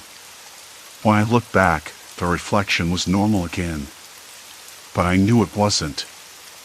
I was trapped between reality and something else, something human, something cruel. The mirror wasn't just showing me false memories. It was controlling them, rewriting the story I thought was mine. And now, someone was watching. Waiting. I no longer had the option to walk away. To pretend none of this was real. Because the reflection was always one step ahead. And the message was clear. I couldn't escape. Not anymore. The moment stretched out, thick and cold. I swallowed hard, the dry scrape in my throat breaking the tension. Then, as if summoned by some twisted impulse, I reached toward the glass again. My fingertips brushed the surface, the coldness biting through my skin like a warning. The reflection didn't move this time, but I could still feel it watching me, waiting for me to make my next move. Behind me, the room felt smaller, the shadows pressing closer. The peeling wallpaper, the cracked plaster near the ceiling, even the faint smell of damp wood, it all seemed sharper, more oppressive. The flicker of the overhead light caught my eye, casting uneven patches of brightness that made the corners of the room seem to pulse. I hated how real everything felt and how unreal I was starting to seem, even to myself. I backed away slowly, heart hammering against my ribs. The reflection was normal again, too normal. Like nothing had happened. But I knew better. I knew the smile, the pointing finger, the blink, they were warnings. Or maybe threats. I didn't want to believe it, but the idea that something or someone was orchestrating this nightmare felt more likely with every passing second. I needed to talk to someone. Someone who might believe me. But who? I'd already tried with my sister. She laughed it off, said I was overthinking or stressed. My coworker said I was fine, nothing out of the ordinary. Even my therapist had no answers. They all insisted that the memories I was seeing in the mirror were just me misremembering, or my mind playing tricks. I was alone in this. Alone. The word echoed in my head as I slid down against the wall, the rough plaster scratching at my skin. My hands shook, fingers twitching like they wanted to claw something out of me. I closed my eyes and tried to steady my breathing, but the silence was choking. Then, as if breaking the spell, my phone buzzed in my pocket. I pulled it out with numb fingers. A message from an unknown number. "We're watching." I cursed under my breath, dropping the phone on the floor. The screen cracked on impact, a spider web of damage spreading across it. The room seemed to tilt, the walls breathing in and out, closing in. I scrambled to pick up the phone, heart racing, sweat prickling down my spine. Who had sent that? What did it mean? Was this connected to the mirror? To the reflection? "You're not safe," the text whispered from the cracked screen. A cold dread settled over me. That wasn't just a message, it was a promise. I didn't know where to go. The apartment felt like a cage, the air, cold and heavy with silence thick with something I couldn't name. I looked back at the mirror one last time before turning away. The reflection stared back, blank and unreadable. But the corners of its mouth twitched again, a slow smile threatening to bloom. I swallowed hard and left the room. Outside, the hallway was dim, the flickering fluorescent lights buzzing overhead. The smell of old carpet mixed with something metallic and sharp, like blood, but faint. I passed my neighbors' doors, their silence heavier than usual. No one looked out. No one asked if I was okay. I wanted to scream. To tell someone that my own reflection was lying, that my memories were being stolen and rewritten. But the words caught in my throat. Downstairs, I hesitated before pushing the exit door open. The night air was cold and sharp against my skin, biting through the thin jacket I wore. The street outside was empty, except for a stray dog barking in the distance, its voice cracking the silence like a gunshot. The city smelled of rain and exhaust fumes, a sharp contrast to the stale, suffocating apartment. I started walking, the uneven pavement rough beneath my shoes. My mind was racing, desperate to make sense of everything. Was someone out there controlling this? Watching me? Manipulating the mirror, the memories? Or was it just me unraveling, losing grip on reality? I passed the corner store, its neon sign buzzing faintly. The clerk looked up at me, eyes dull but curious. I wanted to ask for help, but the words wouldn't come. Instead, I nodded and kept moving, the weight of unseen eyes heavy on my back. As I walked, a strange sensation crawled up my spine, a prickling, like tiny fingers tracing my skin. I glanced over my shoulder, half expecting to see someone following. Nothing but shadows. Still, the feeling didn't go away. I tried to focus on the rhythm of my footsteps, the wet crunch of gravel beneath my feet, the cold taste of the night air filling my mouth. But the feeling persisted, growing stronger with every step. I turned down a side street, hoping to lose whatever was trailing me. The street lamp flickered overhead, casting uneven light that made the buildings look like they were leaning in, watching. My breath came out in short bursts, the cold air burning my lungs. Then, suddenly, a voice called out from the darkness. "Hey!" I stopped, heart pounding so loudly I thought it might burst from my chest. The voice was low, almost casual, but there was an edge to it, something dangerous. I squinted into the shadows but couldn't see anyone. Who's there? I asked, trying to keep my voice steady. Silence. Then footsteps, slow, deliberate, echoed off the pavement behind me. I spun around, but no one was there. Stop it, I whispered, panic rising like bile. The footsteps continued, getting closer. I turned and ran. My shoes slapped against the pavement, the sound loud in the quiet night. The cold air stung my face, sweat mixing with the drizzle that had started to fall. I didn't look back. I couldn't. Suddenly, a hand grabbed my arm, rough and cold. I yelped, twisting away, stumbling into a narrow alley. The shadows thickened, swallowing the light. Wait, the voice said again, softer this time. You don't understand. I can help. I woke to the familiar, muted clink of the radiator turning on, the room thick with that cold, metallic scent it always carried in the early hours. The walls felt closer than usual, the plaster cracked near the ceiling, casting jagged shadows in the dim light. I stayed still for a moment, listening to the faint hum of the city beyond my window, the distant barking of a dog, a siren threading through the air like a thin wire of sound. The mirror was there, just beyond the bed, waiting. For weeks, I'd stared at that glass, watching it betray me, showing scenes I couldn't explain. Small things, smiles I never gave, words I never spoke, mornings I left early when I distinctly remembered sleeping in. I tried to resist, to argue with the reflection, but no one else acknowledged the truth I lived with. Friends, family, coworkers all insisted my reality was the only one that existed. The mirror's memories weren't real. I wasn't real. Today, I decided, would be different. I would finally break the cycle. I swung my legs over the bed, the floor cold against my bare feet. The mirror caught my movement, reflecting me perfectly, or so I thought. But when I glanced up, the figure in the glass was already moving differently.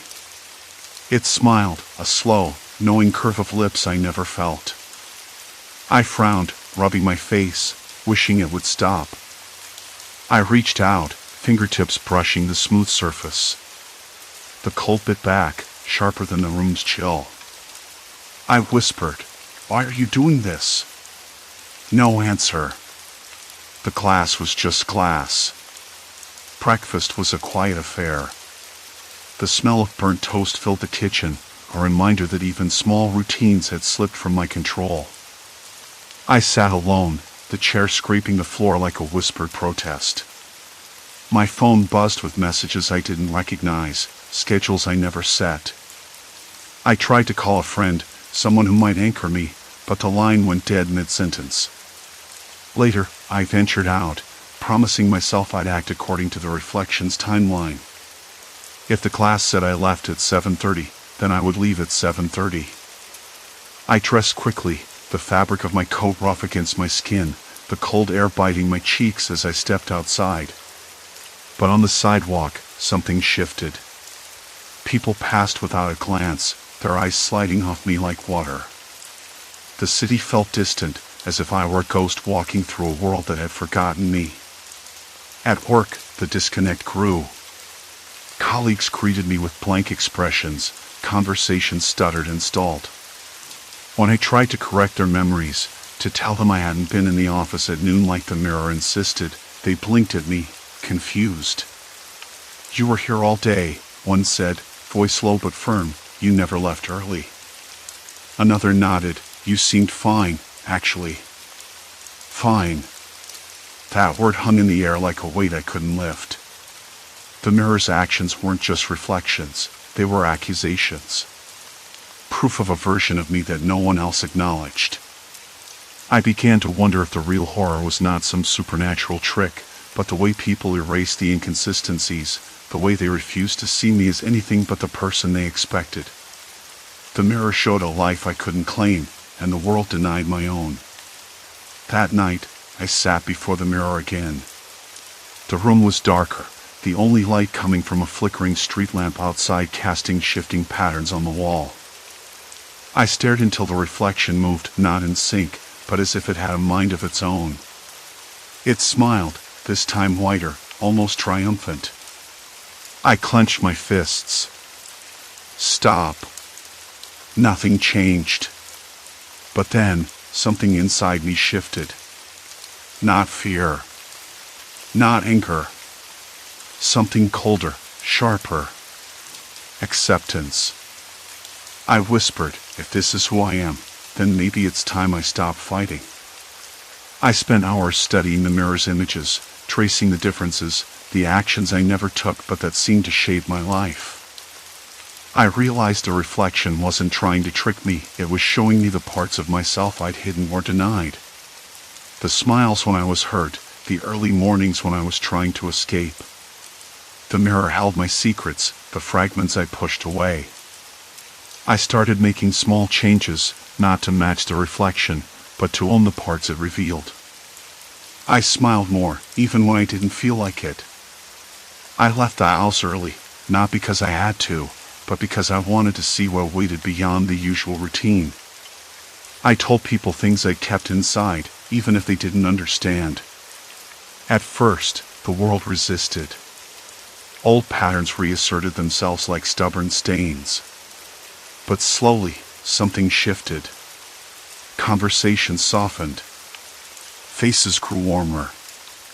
I was still me, but a me expanded by the mirror's revelations. One evening, weeks later, I stood before the mirror as the sun set, the last rays turning the glass golden. The reflection matched my movements perfectly. No tricks, no discrepancies. I smiled, and the smile was mine. I touched the glass gently, feeling the smooth surface beneath my fingertips, the solid reality of it. The mirror had stopped showing me a stranger's life. It had stopped trapping me between two versions of myself. I realized then that the mirror hadn't been a portal to some other world or a ghostly deception. It had been a mirror in the truest sense, a reflection of all the selves I refused to acknowledge. The horror wasn't the mirror's fault. It was mine, for denying who I was. The next morning, I woke and looked into the mirror. It showed me exactly what I saw, a tired, flawed person with a hesitant smile. No surprises. No betrayals. It was peace. I left the apartment and walked into the city, the air crisp with promise. The sounds, the smells, the roughness of the pavement beneath my shoes, they were all real. I was real. And that was enough. Story 5, Haunted Lessons, Chalkboard Messages of Fear. I'd never thought much about the old schoolhouse on the edge of town until the day I found myself standing in front of it, keys jangling in my pocket, breath shallow from the short walk up the cracked pavement. I wasn't the kind of person who chased ghosts or old legends, not really. I liked things simple, predictable. But lately, my life felt anything but. Too many late nights, too many moments where my thoughts twisted into corners and I couldn't find the way back out. The schoolhouse was a dare, really, something to break the monotony of my usual routine. I pushed the rusty gate open with a creak that startled me more than I expected. The smell hit me immediately, damp wood, dust thick enough to choke on, and something sour under it all, like forgotten lunches left to rot. I pulled my jacket tighter around me even though the air wasn't cold. It was just stale, like the building itself was holding onto every sound, every secret it had swallowed up over the years. Inside, the floorboards groaned beneath my boots. Light from the street faded quickly, swallowed by the heavy shadows pooling in corners and behind door frames. I flicked my phone's flashlight on, but the beam barely cut through the gloom. The smell grew stronger, old chalk, mildew, and something faintly metallic. I tried not to think about what that might mean. The hallway stretched out ahead, lined with lockers whose paint bubbled like dried skin. I ran my fingers over one of them, rough and cold. My pulse quickened. Why was I here? That question circled in my head like a buzzing fly. I told myself it was just curiosity. Maybe boredom. A need to prove I wasn't as ordinary as I felt. I found one classroom door hanging open just enough to slip through. Inside, desks lay overturned, papers yellowed and brittle scattered across the floor. The chalkboard, still mounted on the far wall, looked oddly pristine compared to the rest of the decay. My light flickered across it, and my breath caught. There, written in fresh white chalk, was a single word, alone. I blinked, stepping closer. The chalk dust was still loose, barely settled. Someone had been here recently. But who? And how could they have gotten in without me hearing? My fingers curled into fists at my sides. "Hello?" I called out, my voice sounding small and shaky. Only silence answered.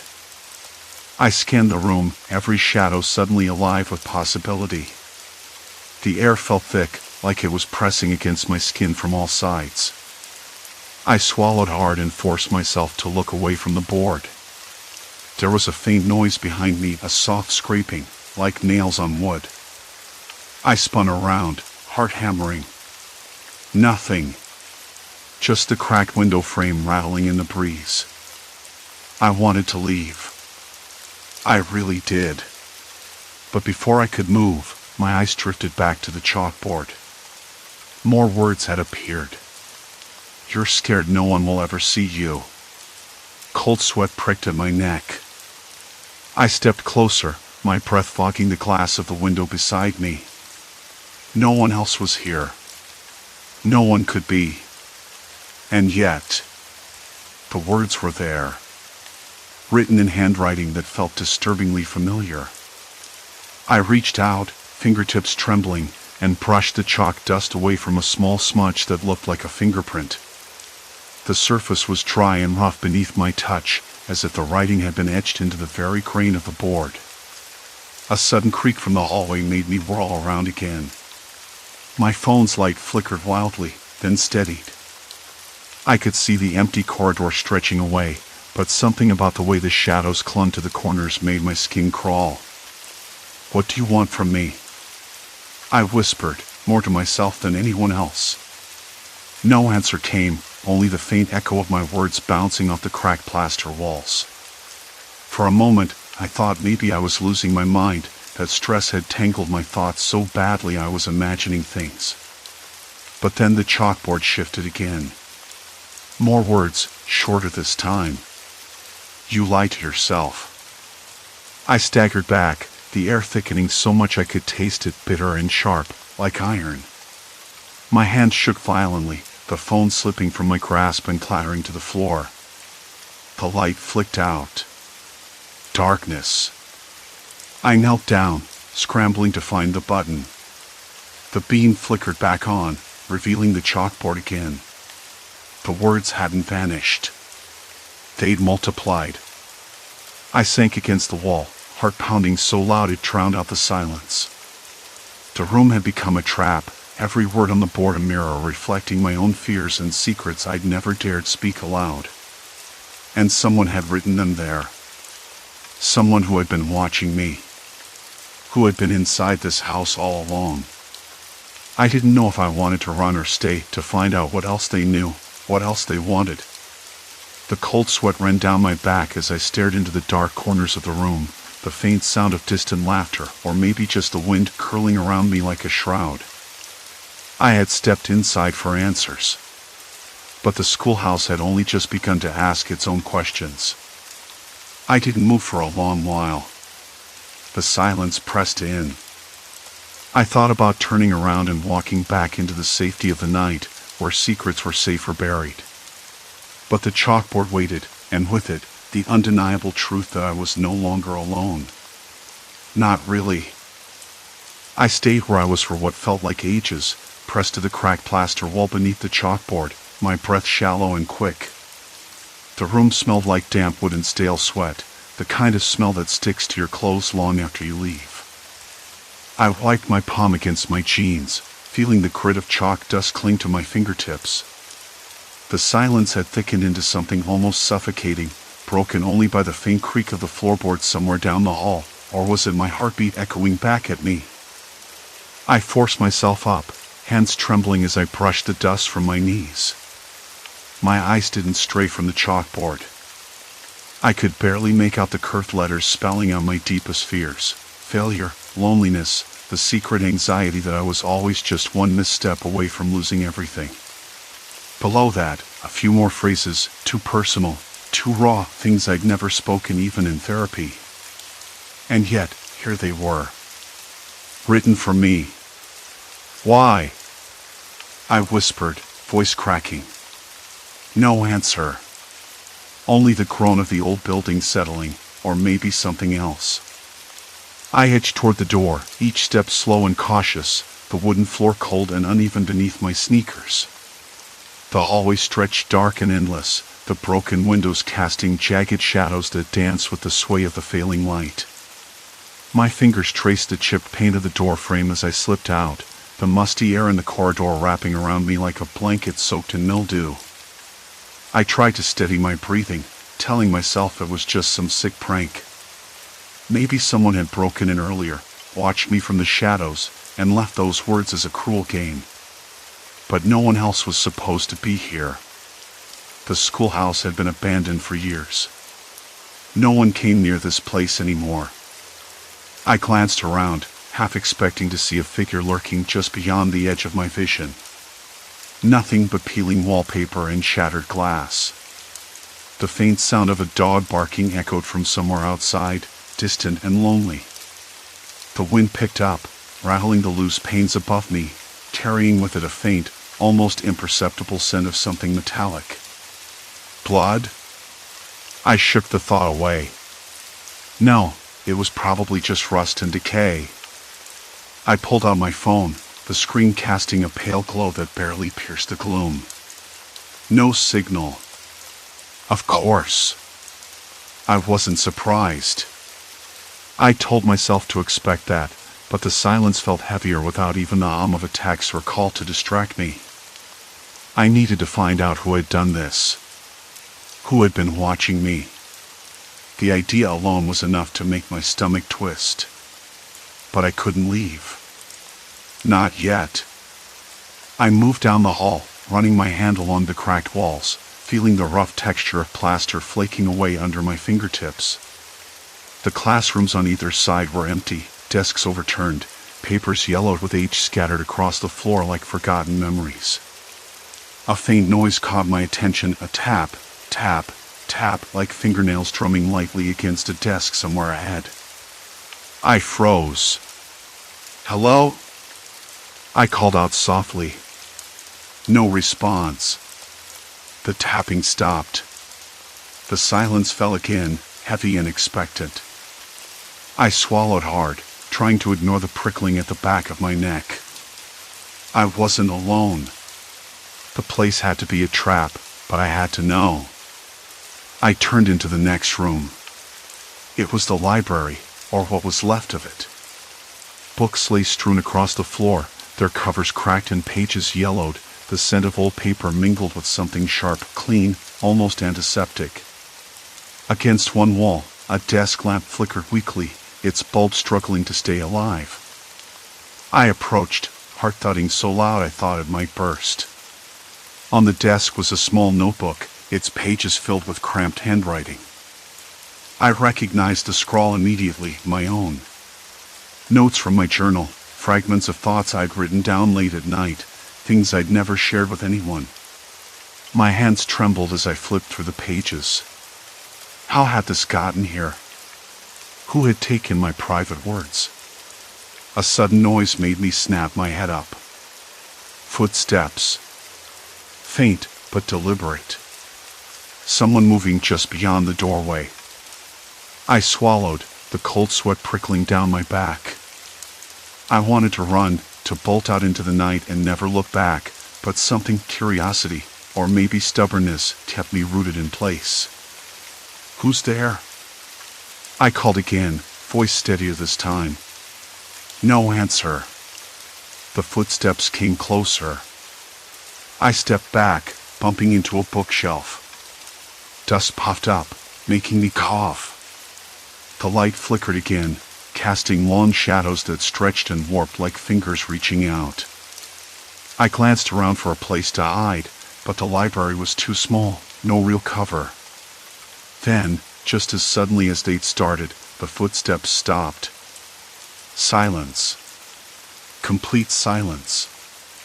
I strained my ears, but all I could hear was my own ragged breathing and the distant howl of wind through broken windows. Then, from somewhere behind me, the whisper. Not loud enough to make out the words, but close. Too close. I spun around, heart hammering, fists clenched at my sides. Empty. But the notebook was gone. I blinked, confusion flooding me. I'd been holding it just moments ago. A cold knot twisted in my stomach. Someone was here, in the schoolhouse with me, watching and waiting. Manipulating. I needed a plan. I couldn't just wander blindly through this place, not when someone was clearly toying with me. I backed toward the door, eyes darting. The hallway was darker now, the shadows thicker, more oppressive. A sudden creak from above made me jump. The ceiling groaned like it might collapse any second. Dust rained down in tiny clouds. I forced myself to breathe, slow and steady. There was only one way out. But before I could move, a voice cut through the silence, low and calm. You shouldn't be here. I froze, every muscle tight. The voice wasn't angry, or even threatening, just knowing. Familiar, somehow. Who are you? I demanded, my voice shaking more than I wanted. No answer. Just the soft scrape of footsteps retreating, fading into the shadows. I swallowed hard, the chill in my bones deepening. This was no random prank. It was personal. And it was far from over. You shouldn't be here. The voice was like a shadow slipping through the cracked plaster of the ceiling. Not angry. Not desperate. Just calm, as if stating a fact everyone already knew. I couldn't see anyone. I spun again, eyes wide and searching the dim hallway. The flashlight in my hand trembled, casting long, jittery beams against the peeling wallpaper. Who are you? I asked, voice rough, cracking under the weight of adrenaline. My throat felt tight, dry as old parchment. I wanted to sound firm, but I was anything but. The heavy silence that followed stretched out, mocking. No answer. The notebook, the one I'd been clutching just seconds before, was gone. How? It had been right here. I ran my fingers over the rough wooden floor, the grain sharp beneath my nails. Someone had taken it. Someone watching, waiting, and now playing a game I didn't understand. I swallowed hard, forcing my breath steady. I needed to think. Quickly. The schoolhouse was closing in around me, shadows thickening like ink spills on yellow pages. Then I saw it. The classroom door, cracked open just a sliver. A pale sliver of light spilled out, unnatural for a place abandoned for years. The hall smelled colder here, the stale scent of dust mixing with something faintly metallic, like rusted hinges or dried blood. Not that I wanted to dwell on that. I edged closer, every footstep a whispered threat on the warped wood. The light came from inside the classroom where the chalkboard hung. The black surface gleamed faintly, as if freshly wiped. My stomach twisted. I knew before stepping in. The chalkboard was covered in writing. Fresh. White chalk scrawled across it, words so precise and personal they stopped me cold. They know. The sentences spelled out my deepest fears, the ones I'd buried even from myself. The voice that haunted me since childhood, the secret I'd hidden from everyone, the shame and guilt that clawed at the edges of my mind like restless rats. Everything. Written in neat, looping letters that didn't belong to me. Look closer. That voice again. softer now, almost coaxing. I stepped inside, the floorboards creaking underfoot, dust motes swirling in the yellow flashlight beam. My fingers traced the chalk marks, cold and fragile, like brittle bones. The words weren't random. They were a message, a map of my own unraveling. I shivered. Someone had been here, watching me, studying me. They knew things I hadn't said aloud in years. How? Why? My eyes darted to the corners of the room, empty desks, broken chairs, a cracked window rattling in the wind. No one. But the feeling of being watched was suffocating, thickening the stale air until I could almost taste it, metallic, bitter, like cold sweat mixed with fear. I backed away, heart hammering. The door slammed shut behind me, the sound that seemed to vibrate in my bones sharp, final. I spun, flashlight beam wild and frantic. No breeze. No one. A trap. I pressed my back against the door, hands slippery. The chalkboard's message burned in my mind. This wasn't random. It was orchestrated. Someone wanted me here, wanted me to see, to know. To what end? I whispered, voice cracking. The answer came from the corner, a slow shuffle, too deliberate to be a rat or the creak of old wood. A figure stepped forward, emerging from the shadows like a ghost made of dark cloth. Not a ghost really, but someone very real. Why are you doing this? I asked, swallowing past the lump in my throat. What do you want from me? The figure paused, then spoke, voice low and steady. To free you. I blinked, confusion twisting in my chest. Free me? From what? From yourself. From the lies you tell. From the past you refuse to confront. I stared. The words echoed something I thought about, yes, but this was no therapy session. This was manipulation. A game I hadn't agreed to. Who are you? I pressed again. The figure stepped closer, hands outstretched but empty, gestures calm. Someone who knows you better than you know yourself. Someone who's been waiting for you to find this place. To find the truth. A cold laugh escaped me. You're insane. No, the figure said quietly, I'm real. And you're already too deep. There's no turning back now. The air thickened, and I realized the hallway behind me was no longer an escape route. The windows were barred with rusted metal, the door jammed tight. The schoolhouse had swallowed me whole. Panic clawed at my ribs, but I forced it down. I wasn't going to crumble. Not yet. Show me, I said, voice steady despite the tremor in my hands. Show me the truth. The figure nodded, stepping aside to reveal a cracked projector on a dusty cart. It whirred to life, casting flickering images on a stained wall, family photos, old videotapes, letters I'd thought lost. Memories I'd hidden, distorted, buried beneath years of silence. I swallowed hard. The game had only just begun. This place wasn't just a ruin. It was a trap. A mirror reflecting my own fears back at me. And I was trapped inside it, with no way out. The door rattled. The figure's eyes held mine, steady, unblinking. Do you want to run? They asked. No, I said. I want to understand. The chalkboard's words glowed in my mind, a warning and a promise. There was no going back. Not now. Not ever. The door rattled again, sharper this time, as if someone or something was testing its limits. Do you want to run? They asked. The voice was calm, almost clinical, but underneath it, I sensed an edge, like I am carefully sheathed but ready to draw.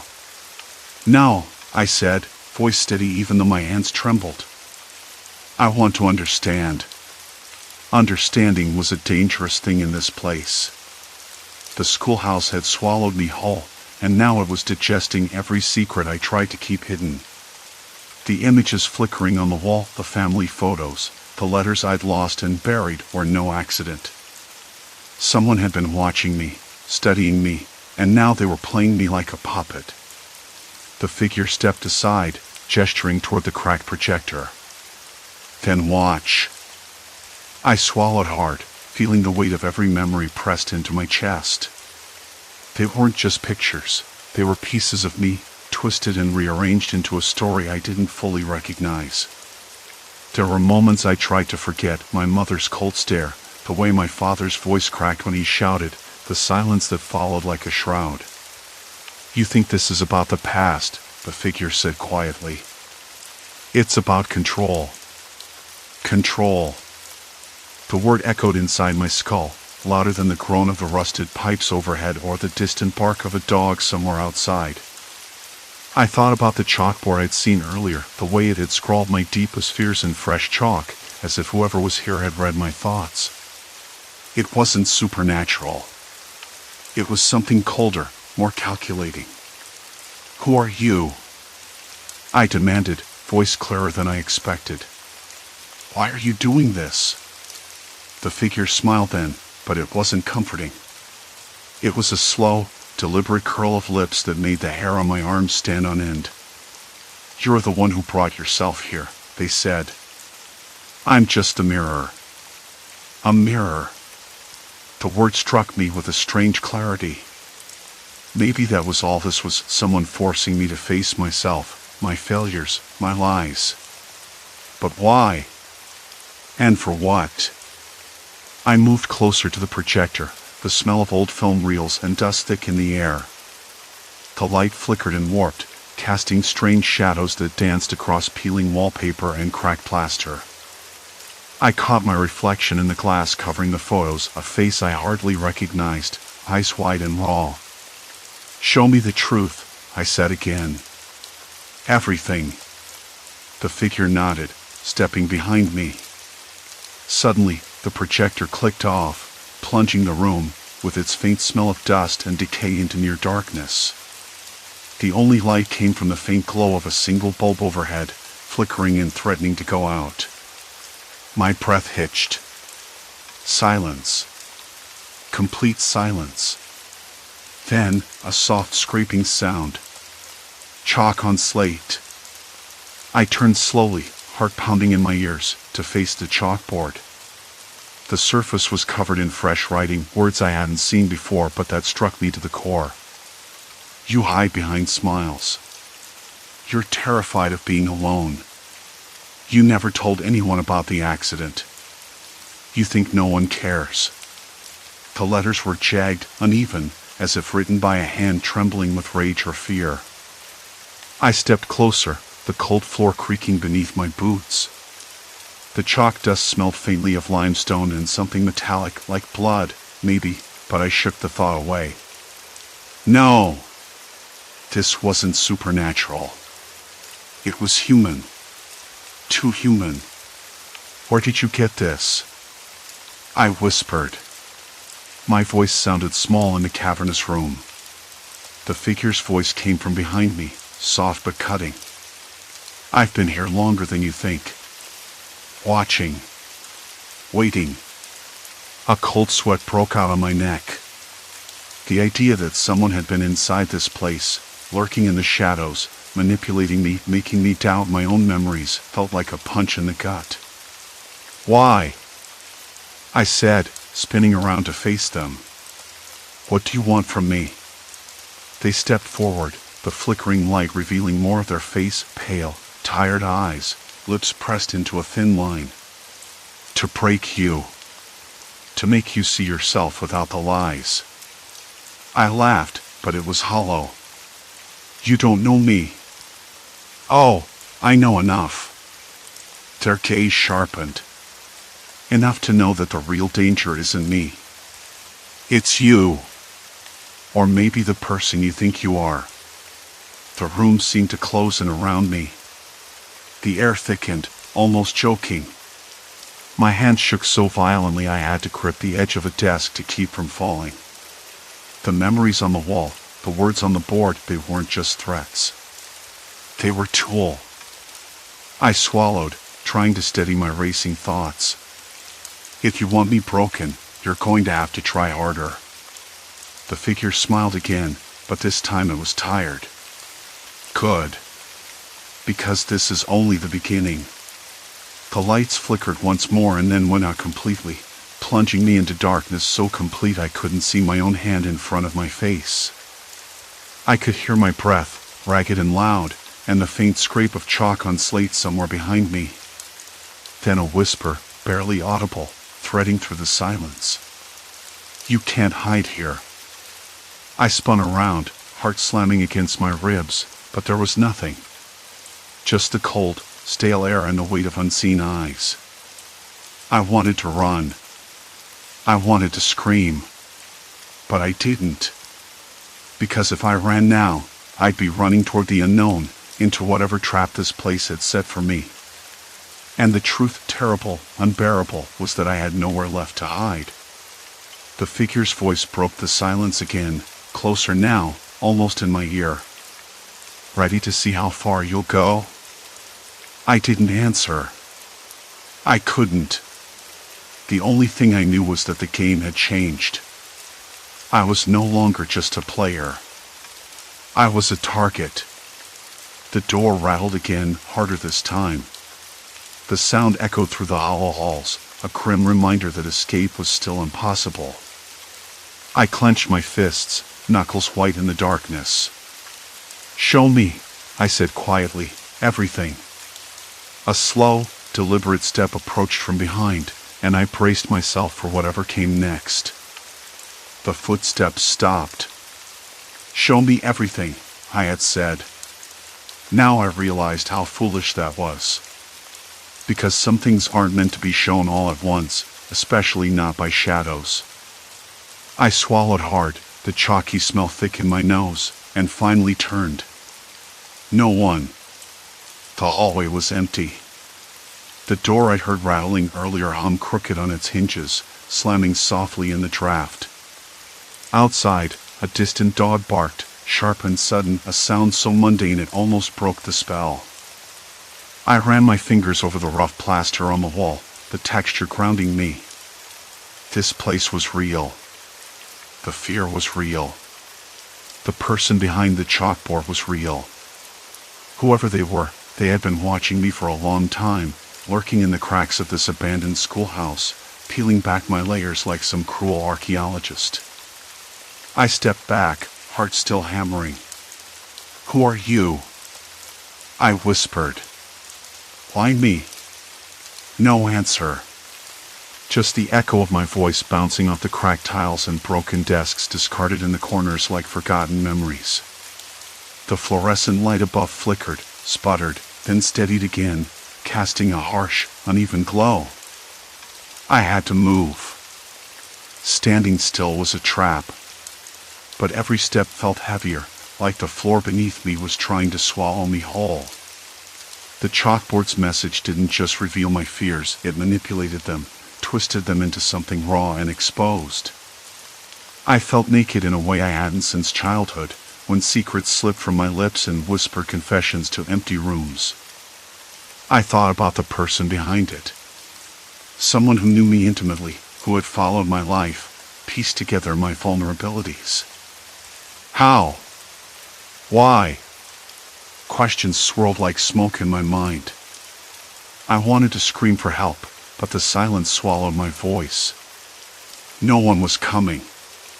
A breeze stirred the loose papers on a nearby desk. I bent down, picking up a torn notebook. The pages were yellowed, brittle. Inside, notes scribbled in the margins, dates, names, places I recognized. This wasn't random. It was a careful, deliberate record. Someone had planned this. I felt a tightness in my chest, a mix of anger and something like grief. I'd been baited, drawn into a game not of my choosing. And yet, as much as I wanted to hate the person behind it, a small part of me understood. Isolation, obsession, the need to be seen even if through fear. The old clock in the hallway chimed. It was nearly midnight. I realized I had been trapped in this schoolhouse for hours, caught between the past and the present, between what was hidden and what was revealed. I slid the notebook into my jacket pocket. The chalkboard's message began to fade as the night deepened, the chalk dust dispersing in the humid air. The writing was no longer sharp, no longer accusing, just ghostly shadows on the green surface. I needed to leave. I needed sunlight, warmth, the comfort of normal life. But as I made my way to the door, my steps echoed with a new weight, the knowledge that someone had invaded my privacy, my mind. Someone could still be out there, watching, waiting. Outside, the air, cold and heavy with silence, was cold and clean. The streetlights flickered, casting long shadows on the cracked pavement. I paused, looking back at the schoolhouse. It looked empty, silent. But I knew better. It was alive with secrets. In the days that followed, I avoided the place, but the chalkboard's words haunted me. Friends noticed my distracted glances, the way I flinched at sudden noises. I told myself it was over, that I had won by uncovering the truth. But sometimes, late at night, I'd find fresh chalk dust on my windowsill, or hear a faint whisper just beyond the edge of sleep. A reminder that some games don't end when you think they do. I learned to live with that unease. It shaped me, made me sharper, more cautious. I stopped trusting silence, it was never empty. And I stopped hiding, because hiding only made the shadows stronger. The schoolhouse remains there, a crumbling monument to forgotten lessons and unseen eyes. I don't know who the watcher was, or what they wanted in the end. But I know this, fear is a language, and sometimes, it's the only way to be heard. Sometimes, I wonder if they're still there, watching, waiting for me to come back. But I won't. Not again. Instead, I move forward, carrying the weight of that silent conversation with me. Each step is deliberate, a refusal to be swallowed by the past. The scars left behind aren't just reminders of what happened, they're proof that I survived, that I learned to listen differently to the whispers in the dark, to the truths hidden beneath the surface. And though the night still holds its secrets, I've found a way to navigate its maze without losing myself. The watcher may linger in the shadows, but I've found my own light, one that fear can no longer extinguish. It flickers quietly within, steady and unyielding, guiding me toward a future unbound by old fears. Story 6, Frozen Time Cabin, Isolation Distorts Reality. The wind had been gnawing at the windows all afternoon, a low, relentless moan that crawled under the doorframe and settled into my bones. I'd come up here for a break, a few days away from the city's noise and my own restless thoughts. The cabin was supposed to be a refuge, quiet, simple, tucked away on the side of a mountain that even the locals barely drove past. No neighbors close enough to hear my music or my pacing, no internet to tether me to deadlines or bad news. Just me, the snow, and the slow, steady drip of a leaky faucet somewhere in the kitchen. It was supposed to be peaceful, but maybe I should have known better when the power flickered twice in quick succession just after noon. The old fuse box in the corner hummed faintly, and I swore I caught the faintest scent of burnt dust, though I couldn't tell if it was real or just a trick of my imagination. The heater groaned, then clattered, and I had to get up to poke the fire in the stove. The flames licked at the logs like they wanted to swallow them whole. Warmth spread through the cabin, but the unease lingered. I tried to shake it off. It's just a storm, I told myself, running my fingers over the rough wooden armrest. Nothing more. But the way the shadows stretched and shifted in the corners made me blink twice, as if something was moving just out of sight. The room felt bigger, yet somehow smaller, as if the walls were leaning in when I wasn't looking. I checked my phone. No signal. Not even a flicker. I'd expected this, but still, it was a punch to the gut every time. I was completely cut off. The kitchen clock ticked unevenly, skipping a beat now and then. I glanced up at it and frowned. For a moment, I thought it was stuck at 3:17. Then it moved forward, but the hands seemed sluggish, like they were trudging through molasses. Maybe the battery was dying. The thought made me uneasy. Time felt off, too. Slower. Stretching out like the snowdrifts beyond the window. I stood and paced toward the small bookshelf near the door, brushing my fingers over the spines of dog-eared paperbacks and dusty maps. It was strange how familiar everything was, yet something about the arrangement felt wrong. A paperback that had been on the bottom shelf last week was now on the top. Or was it? I reached out to correct it and paused, a cold prickle skittering down my neck. I wasn't sure if I'd moved it last time or if it had been like that all along. I caught a sudden sound, a soft creak from the hallway. The cabin only had one bedroom and a bathroom down a narrow corridor, but I could have sworn I heard footsteps. Slow, deliberate, the kind that don't belong to the scuttling of mice or the settling of old wood. "Hello?" I called out, voice cracking like thin ice. "Is someone there?" No answer. Just the wind, louder now, rattling the window panes as if it wanted in. I swallowed hard and walked toward the hallway, each step measured and cautious. The air smelled faintly of pine and something else, something metallic, almost like copper. I wrinkled my nose. I must be imagining things. The bathroom door was closed, the little frosted window fogged up with condensation. I didn't remember locking it, but the handle was turned just enough to keep it shut. I reached out, fingers trembling, and nudged it open. Inside, everything was exactly as I'd left it. No sign of disturbance. The toothbrush lay next to the sink, the mirror was foggy from an earlier shower. Still, that metallic smell was stronger here. Back in the living room, I tried to focus on something simple. I poured a cup of instant coffee, the bitter aroma grounding me. I cradled the warm mug between my hands and sank back into the couch. The storm was relentless now. Snow hammered the roof, and the wind's howl had deepened into a low growl. Then I heard it again. A voice. Soft, distant, coming from somewhere down the hall. A woman's voice, whispering, no, not whispering, speaking just low enough to be almost inaudible. Words I couldn't quite catch. I froze, the mug slipping slightly in my hands.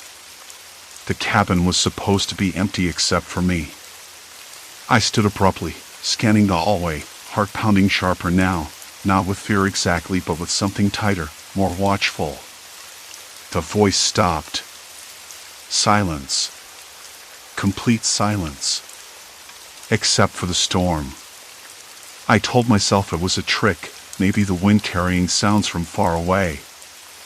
I sat back down, but the knot in my stomach didn't loosen. Instead, it tightened, and I realized I was listening for the voice to come back. Minutes passed. The clock ticked on, uneven and slow. I looked around the room again. The small ceramic vase on the mantel had shifted an inch to the left. I was sure it had been centered before. How could I have missed that? I tried to laugh at myself, but it came out hollow. This place was getting under my skin. Too quiet. Too still. I was alone, but maybe not quite alone enough. Then, as if to confirm it, my phone buzzed violently on the table. I jumped, heart lurching. I grabbed the device, eyes wide, screen glowing in the dim light. No number. No message. Just a blank notification. I set it down slowly, the weight of the silence pressing in again. Outside, the snow continued to fall, thick and heavy, burying the cabin further under its cold, white shroud. I wasn't sure if I was losing my mind or if something or someone was playing with me. Either way, I wasn't going anywhere. The phone buzzed again, sharp and sudden, slicing through the silence like a cracked bell. The wind howled outside, rattling the windows with a steady, insistent rhythm. Snow slapped against the panes, thick and relentless. The storm was unyielding, and so was the silence inside. I wasn't alone here. Not really. I could feel it in the way the air, cold and heavy with silence, shifted, the way shadows pulled in corners just a little too dark. I needed answers. I needed to understand what was happening. I stood, knuckles white, and moved toward the hallway. The cabin was small, but it felt unfamiliar, like a maze I'd never seen before. The floorboards creaked underfoot, the old wood groaning with every step I took. I tried to remind myself I knew this place, every nook, every crack, but the feeling of something wrong clung to me like damp clothes. At the bedroom door, I paused. The muffled sound of voices drifted through the thin walls. Soft, indistinct, but definitely human. I froze, pressing my ear against the door. The voices were hushed, too quiet to make out words, but unmistakably there. My pulse hammered in my ears. I knew the cabin only had one bedroom. No one else was supposed to be here. I pulled back and checked the other rooms. Kitchen was empty, the smell of stale coffee lingering faintly. Living room was silent, except for the ticking clock and the occasional gust rattling the window. Bathroom door was closed tight. Nobody there. I crossed back to the hallway, the voices fading, replaced by a faint creak somewhere above me. The cabin had a loft, a cramped storage space I hadn't bothered with until now. The ladder was pulled down, dust motes swirling in the weak light. My fingers trembled, brushing against the rough wood as I climbed. Up there, the air was colder, damper. Boxes lined the walls, old camping gear, a few dusty books. I rummaged through the clutter, trying to find anything unusual. That's when I noticed it, a well-worn notebook, tucked beneath a pile of faded maps.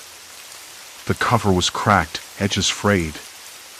I flipped it open, heart skipping a beat. The pages were filled with neat handwriting, dated entries spanning several months. The writer documented the isolation, the weather, strange occurrences, things like objects moving, voices in empty rooms, and the creeping sense of being watched. My throat tightened. This wasn't just me. Someone else had been here before, trapped in this same endless snow, haunted by the same paranoia. I heard a faint thump below, like something heavy settling or a door closing. I froze, notebook clutched to my chest. The voices were back, low and urgent, echoing down the hall. This time, I caught a word. Leave. The word sliced through the cabin's stale air, sharp and cold. My skin prickled. Who was warning me? Or was it a threat? I swallowed hard, trying to steady my breath. The notebook slipped from my fingers, pages fluttering open to a scrawled note. They watch. They wait. Don't trust the silence. A sudden blast of wind rattled the loft window, and a chill settled deep in my bones. I climbed down quickly, the voices now closer, overlapping whispers threading through the walls. The cabin felt alive with secrets, and I was the unwelcome guest. Back in the living room, I checked the phone again. Still no signal, no messages beyond the blank buzzes. The batteries were draining faster than they should. I grabbed the charger, but the outlet sparked and hissed when I plugged it in. Flickering lights danced overhead, casting long, jittery shadows. The power was unstable, like the house itself was holding its breath. I sat back down, notebook open in my lap. I read the entries again, each one darker than the last. The previous occupant had come to doubt their own mind, slipping into a fog of anxiety and fear. But there was a pattern. Someone else was here, lurking just out of sight, manipulating the space, shifting things around like a twisted game. I glanced at the mantel. The vase was nudged again. This time, 2 inches left. I reached out, fingers barely touching the smooth ceramic. The air felt heavy, thick with unspoken menace. I wasn't imagining it. Someone was inside this cabin. A soft scraping noise came from the kitchen. Slow, deliberate. I stiffened, ears straining. The kitchen door was ajar, a thin line of light spilling out. I pushed it open cautiously. Nothing. Just the dim glow of the stove's pilot light. But the smell was wrong, like burnt sugar mixed with something metallic. I wrinkled my nose. Behind me, the front door creaked on its hinges. I spun around, heart thudding. The snowstorm was still howling outside, but the door was closed tight when I checked. No footprints in the fresh snow. No signs anyone had come or gone. The door hadn't moved. I locked it again, double-checked every window latch. My hands trembled. The storm was a barrier and a prison. Whoever was here couldn't have come in from outside. Maybe they'd never left. I sat back down, notebook in hand, trying to piece it all together. The entries mentioned a neighbor, an older man, silent and watchful, who lived a mile down the trail. The writer suspected him of watching the cabin, maybe even breaking in when no one was home. I frowned. That explained the subtle shifts, the whispered warnings. But it didn't explain the voices in the bedroom or the strange noises in the loft. The storm had buried every path, every road. No one would come until it eased, and I wasn't sure I wanted to wait. Not if someone was out there, watching, waiting for me to slip up. A sudden knock at the door jolted me upright. Sharp, firm. 3 knocks, deliberate and slow. I blinked. Who could that be? I stared out the frosted window, nothing but white, swirling snow. No shapes. No shadows. Just the storm's blind fury. The knocking came again, louder this time. Nothing. No one. Just snow. Just wind. Just the creeping certainty that I wasn't safe. I turned away, heart hammering. The voices whispered again, low and urgent, threading through the walls like a warning or a promise. I wasn't alone. And I wasn't imagining it. Something was here. Watching. Waiting. I didn't know how much longer I could pretend otherwise. The knocking came again. 3 slow, deliberate raps that echoed sharply off the wooden walls, each one landing like a cold splash against my nerves. I sat frozen, notebook fallen to the floor, the pages splayed like a wounded bird. Outside, the storm had not let up. If anything, the wind seemed angrier, howling like it wanted to claw its way inside. But the snow, thick and relentless, still obscured everything beyond the frosted window. No footprints, no shapes, no sign that anyone else was out there. I tried to tell myself it was just the wind, or maybe a branch tapping the door in the gust. But the rhythm was too precise. Too human. I swallowed hard and stood, every muscle stiffening as I moved toward the door. My fingers trembled when I reached for the handle. It was colder than I expected, the metal biting into my skin like a warning. I hesitated. The cabin was small. Every sound traveled. If someone was out there, waiting, watching, I didn't want them to know I was afraid. I pulled the curtain aside and peered through the peephole. Nothing. A wall of white. No footprints. The snow was pristine, save for the faint drifts that had settled since the storm started. No one was there. "Hello?" I said, voice low and unsteady. Silence. Complete silence. Then the knocking, again 3 times, slow and deliberate. I stepped back, heart thudding. The storm was a barrier and a prison. Whoever was here couldn't have come in from outside. Maybe they'd never left. My mind raced back to the notebook, those entries about the neighbor, the old man who lived a mile down the trail. Silent, watchful, maybe even invasive. But why would he tap like this? Why now? And where was he, really? I had no idea if he'd even made it through the storm. I forced myself to breathe. Rational thought. There had to be an explanation. I circled the room, with its faint smell of dust and decay, eyes darting to every misplaced object, every shifted chair or open drawer I'd noticed before. The cabin wasn't as empty as I thought. A faint sound caught me, a whisper, almost drowned out by the wind. It came from the bedroom. I froze. The door was closed. No one was supposed to be inside. I swallowed again, muscles clenched tight enough to hurt. I edged toward the bedroom, each step slow, deliberate. The floorboards creaked underfoot, the sound unnaturally loud in the silence. I stopped at the threshold, hand on the knob.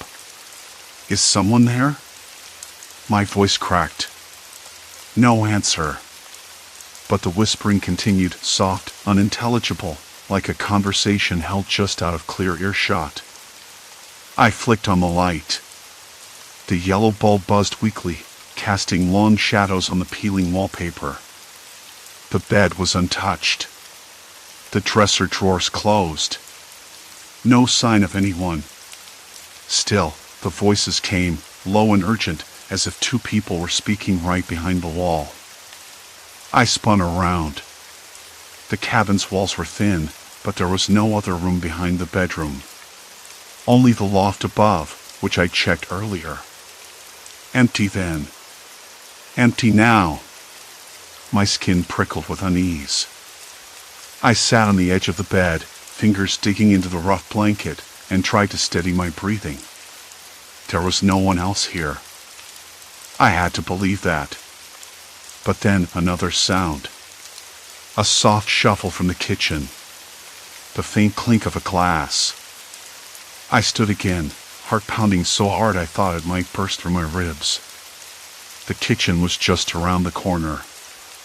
I rounded it slowly, feeling the heat from the old stove, smelling faintly of burnt coffee from earlier. The glass on the counter was empty, but the chair by the table was slightly pulled out. I ran a hand over the table's surface, sticky in places, as if someone had been here recently. But I was alone. Right? I backed away, then stopped suddenly. The chair by the window, the one I'd pulled in closer to the fire earlier, was now facing the door. When I'd left it, it faced the window. I must have been mistaken. I shook my head. Maybe I'd moved it and forgotten. The storm was getting louder, wind rattling the panes like frantic knocks. I felt trapped, like the cabin was closing in, shrinking around me. My breath came in short gasps, frost forming on the window edges. I needed to get out. I needed to see the neighbor. If he was real. If he was watching. But the storm had buried every path. No way through. No escape. I sat back down, notebook in hand again, desperate for answers. The entries about the neighbor were vague but chilling. He watched, waited for the right moment. He knew the cabin better than I did. Knew when I was alone. My hands trembled as I flipped through the pages. One entry caught my eye, written hastily, the ink smudged. He's inside. Not outside. I've seen the marks on the floorboards. Someone moves when I'm not looking. I'm not sure I'm alone anymore. I swallowed. That was me now. Not sure. Not certain of my own solitude. A sudden noise made me jump, a heavy thump from the loft. I checked it earlier. I was sure of it. Empty then. I grabbed the flashlight from the kitchen drawer, the one with the cracked lens, and headed up the narrow stairs. The wooden steps groaned underfoot, each one louder than the last. At the top, the loft stretched narrow and cold, dust motes swirling in the weak beam. Boxes and old furniture cluttered the space. I scanned quickly. Nothing. No footprints, no movement. But when I turned to leave, the beam caught something, scratches on the wall, faint but fresh. I crouched, tracing them with a finger. They weren't random. Shadows gathered in the corners of the room, thickening the air with a weight that pressed against my chest. A chill ran down my spine. Someone had been here, watching me, leaving signs I hadn't noticed before. I stumbled down the stairs, heart pounding, and nearly tripped over the notebook on the floor. The knocking started again, this time from inside the cabin. I froze at the foot of the stairs, eyes darting around. The sound wasn't at the front door. It came from the wall behind me. The thin partition between the living room and the bedroom.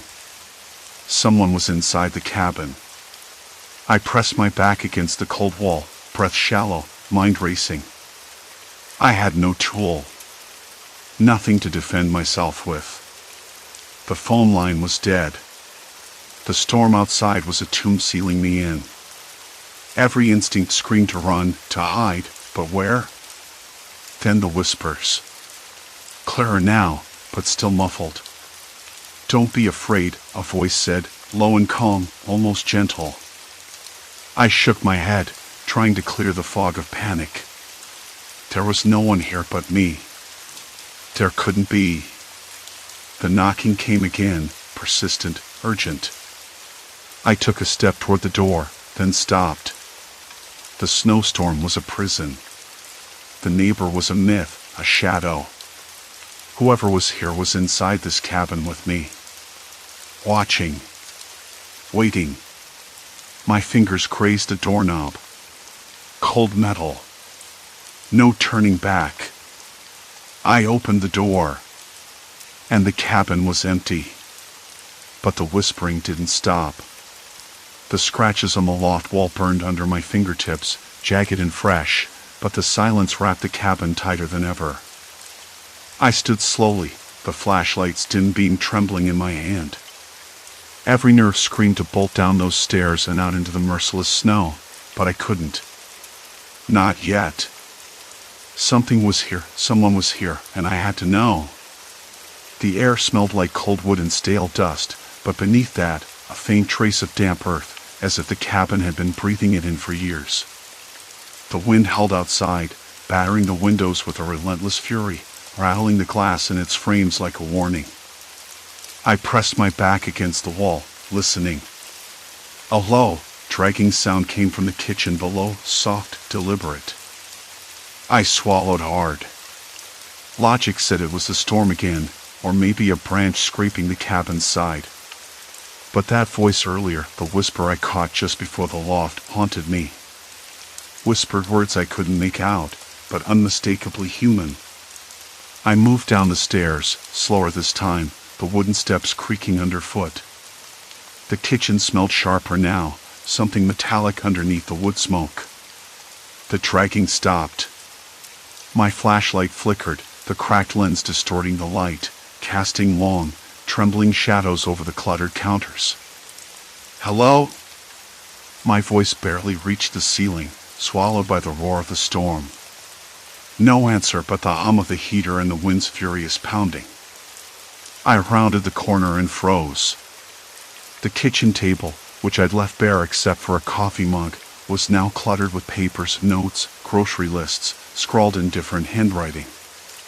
My hands trembled as I rifled through them. None were mine. One note caught my eye. Don't trust the quiet. He watches. Cold sweat broke out on my neck. This cabin was not just a shelter. It was a trap. Or a stage. And I was the only actor left. The power flickered and died, plunging the cabin into darkness. The flashlight was my only lifeline now. I gripped it tighter, the plastic slick against my clammy palm. The heater sputtered, then went silent. The temperature dropped sharply, the cold biting through my jacket. A soft shuffle came from the hallway. My breath caught. I held perfectly still. The sound grew louder, feet sliding on the worn floorboards. Not heavy, but deliberate, patient. "Who's there?" I called, trying to keep my voice steady. No response. Just a shuffle, now outside the kitchen door, slow, measured steps. I backed toward the pantry, my mind racing. Could I lock the door? Yes, but that wouldn't stop them if they wanted in. And if they were inside already? The thought curled cold fingers around my chest. The handle moved. A click. The door creaked open. A shadow slipped through the gap, too tall for anyone I'd expected, but hunched, careful. I flicked the flashlight up, catching a face half hidden by a hood, eyes glinting with something unreadable.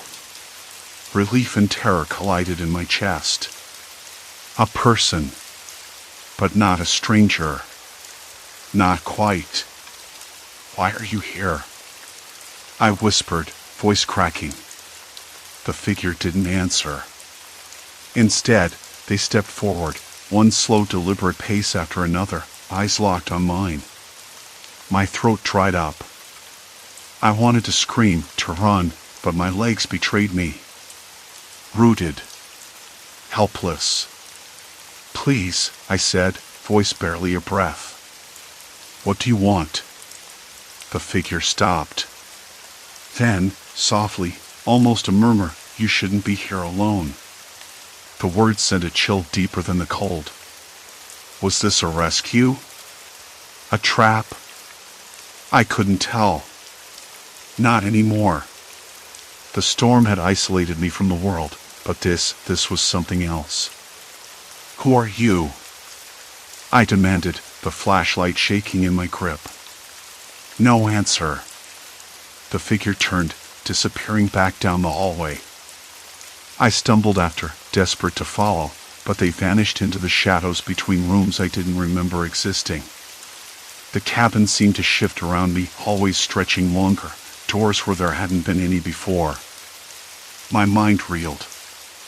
I blinked, and the layout snapped back. Familiar again. Just the storm outside, the cold inside, and me. Or so I wanted to believe. I found myself back in the living room, the old clock ticking stubbornly on the mantel, but the scratching on the wall was now accompanied by fresh marks on the floorboards near the fireplace. Footprints barely visible leading toward the cellar door, which I was certain I'd locked earlier. A pounding in my chest, a cold sweat breaking out again. I forced myself to move. Down the cellar steps, the air thick with damp earth and decay. The storm had finally eased. I didn't notice it at first, not until the snow stopped hammering against the window panes and the world beyond the cabin grew quieter, less hostile. The air shifted in that way it does when a long, oppressive weight lifts, like a breath released after being held too long. The silence was not empty, but full, thick with the scent of cold earth and wet pine, mingled faintly with the lingering smoke from the stove.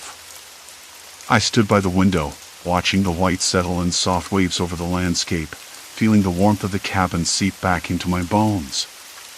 For hours, I'd been trapped inside this place, watching the walls around me warp and pulse with a life that wasn't there. Objects moved, voices echoed from rooms that didn't exist, shadows flickered just beyond my sight. I thought I was losing my mind. And maybe, in some small way, I was. But not in the way I'd feared. The truth was uglier. It hit me in the quiet, sharp and cruel, that I hadn't been alone here. Not really. I remembered the footprints in the snow, faint but unmistakable, trailing around the cabin as if someone had been circling, watching. I thought I'd imagined them, but no. They were there, and so was the evidence inside. The misplaced chair, the slightly ajar cupboard door, the faint smell of cologne that wasn't mine. Someone had been here with me. Watching. Waiting. I sat down heavily at the kitchen table, hands trembling, fingers tracing a rough grain beneath the thin layer of dust. The storm's fury had masked their presence. The isolation had given them an edge, a chance to slip in and out, unseen. The voices, my mind's trick. No, someone had been using them to unnerve me, to blur the line between reality and fear. But why?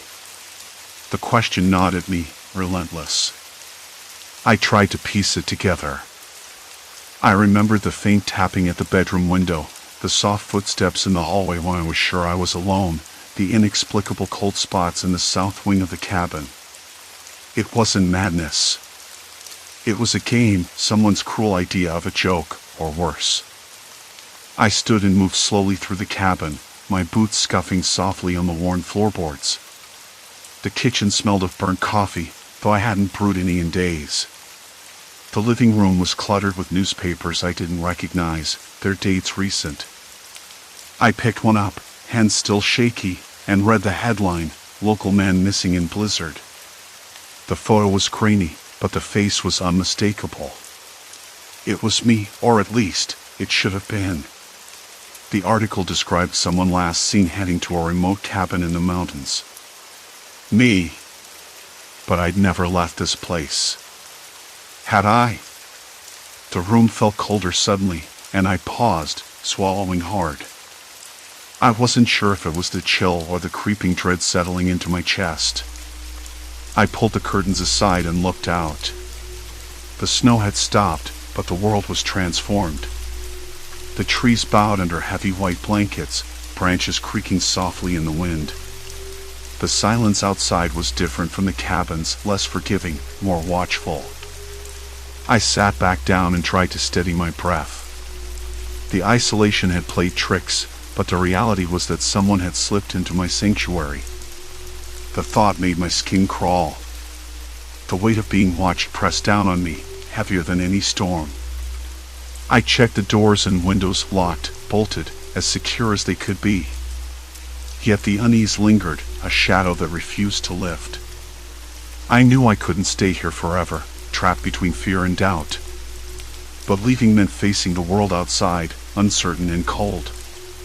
Late in the afternoon, I heard it again, the faintest sound of footsteps crunching on snow, deliberate and slow.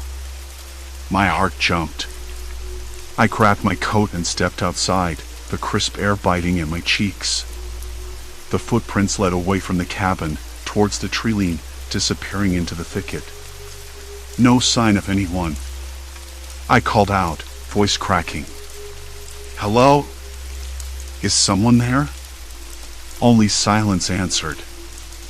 I stood there, breath misting in the cold air, the sun dipping behind the mountains.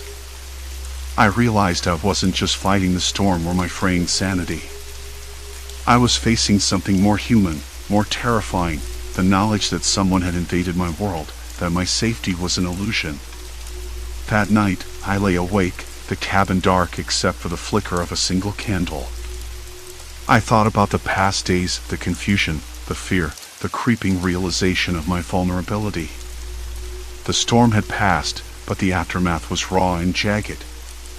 I wasn't the same person who had arrived here, eager for solitude and silence.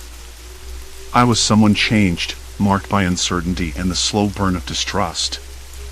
Morning came slow and gray. I packed my few belongings with deliberate care, the snow crunching beneath my feet as I stepped outside one last time. The air was clean, sharp, and unforgiving. As I walked down the path, leaving the cabin behind, I glanced back once. The windows stared back like empty eyes, the roof heavy with snow. I didn't know if I'd ever return. Maybe that was for the best. The mountain was quiet now, but I carried its echoes with me, the faint sounds, the misplaced objects, the feeling of another presence just beyond reach.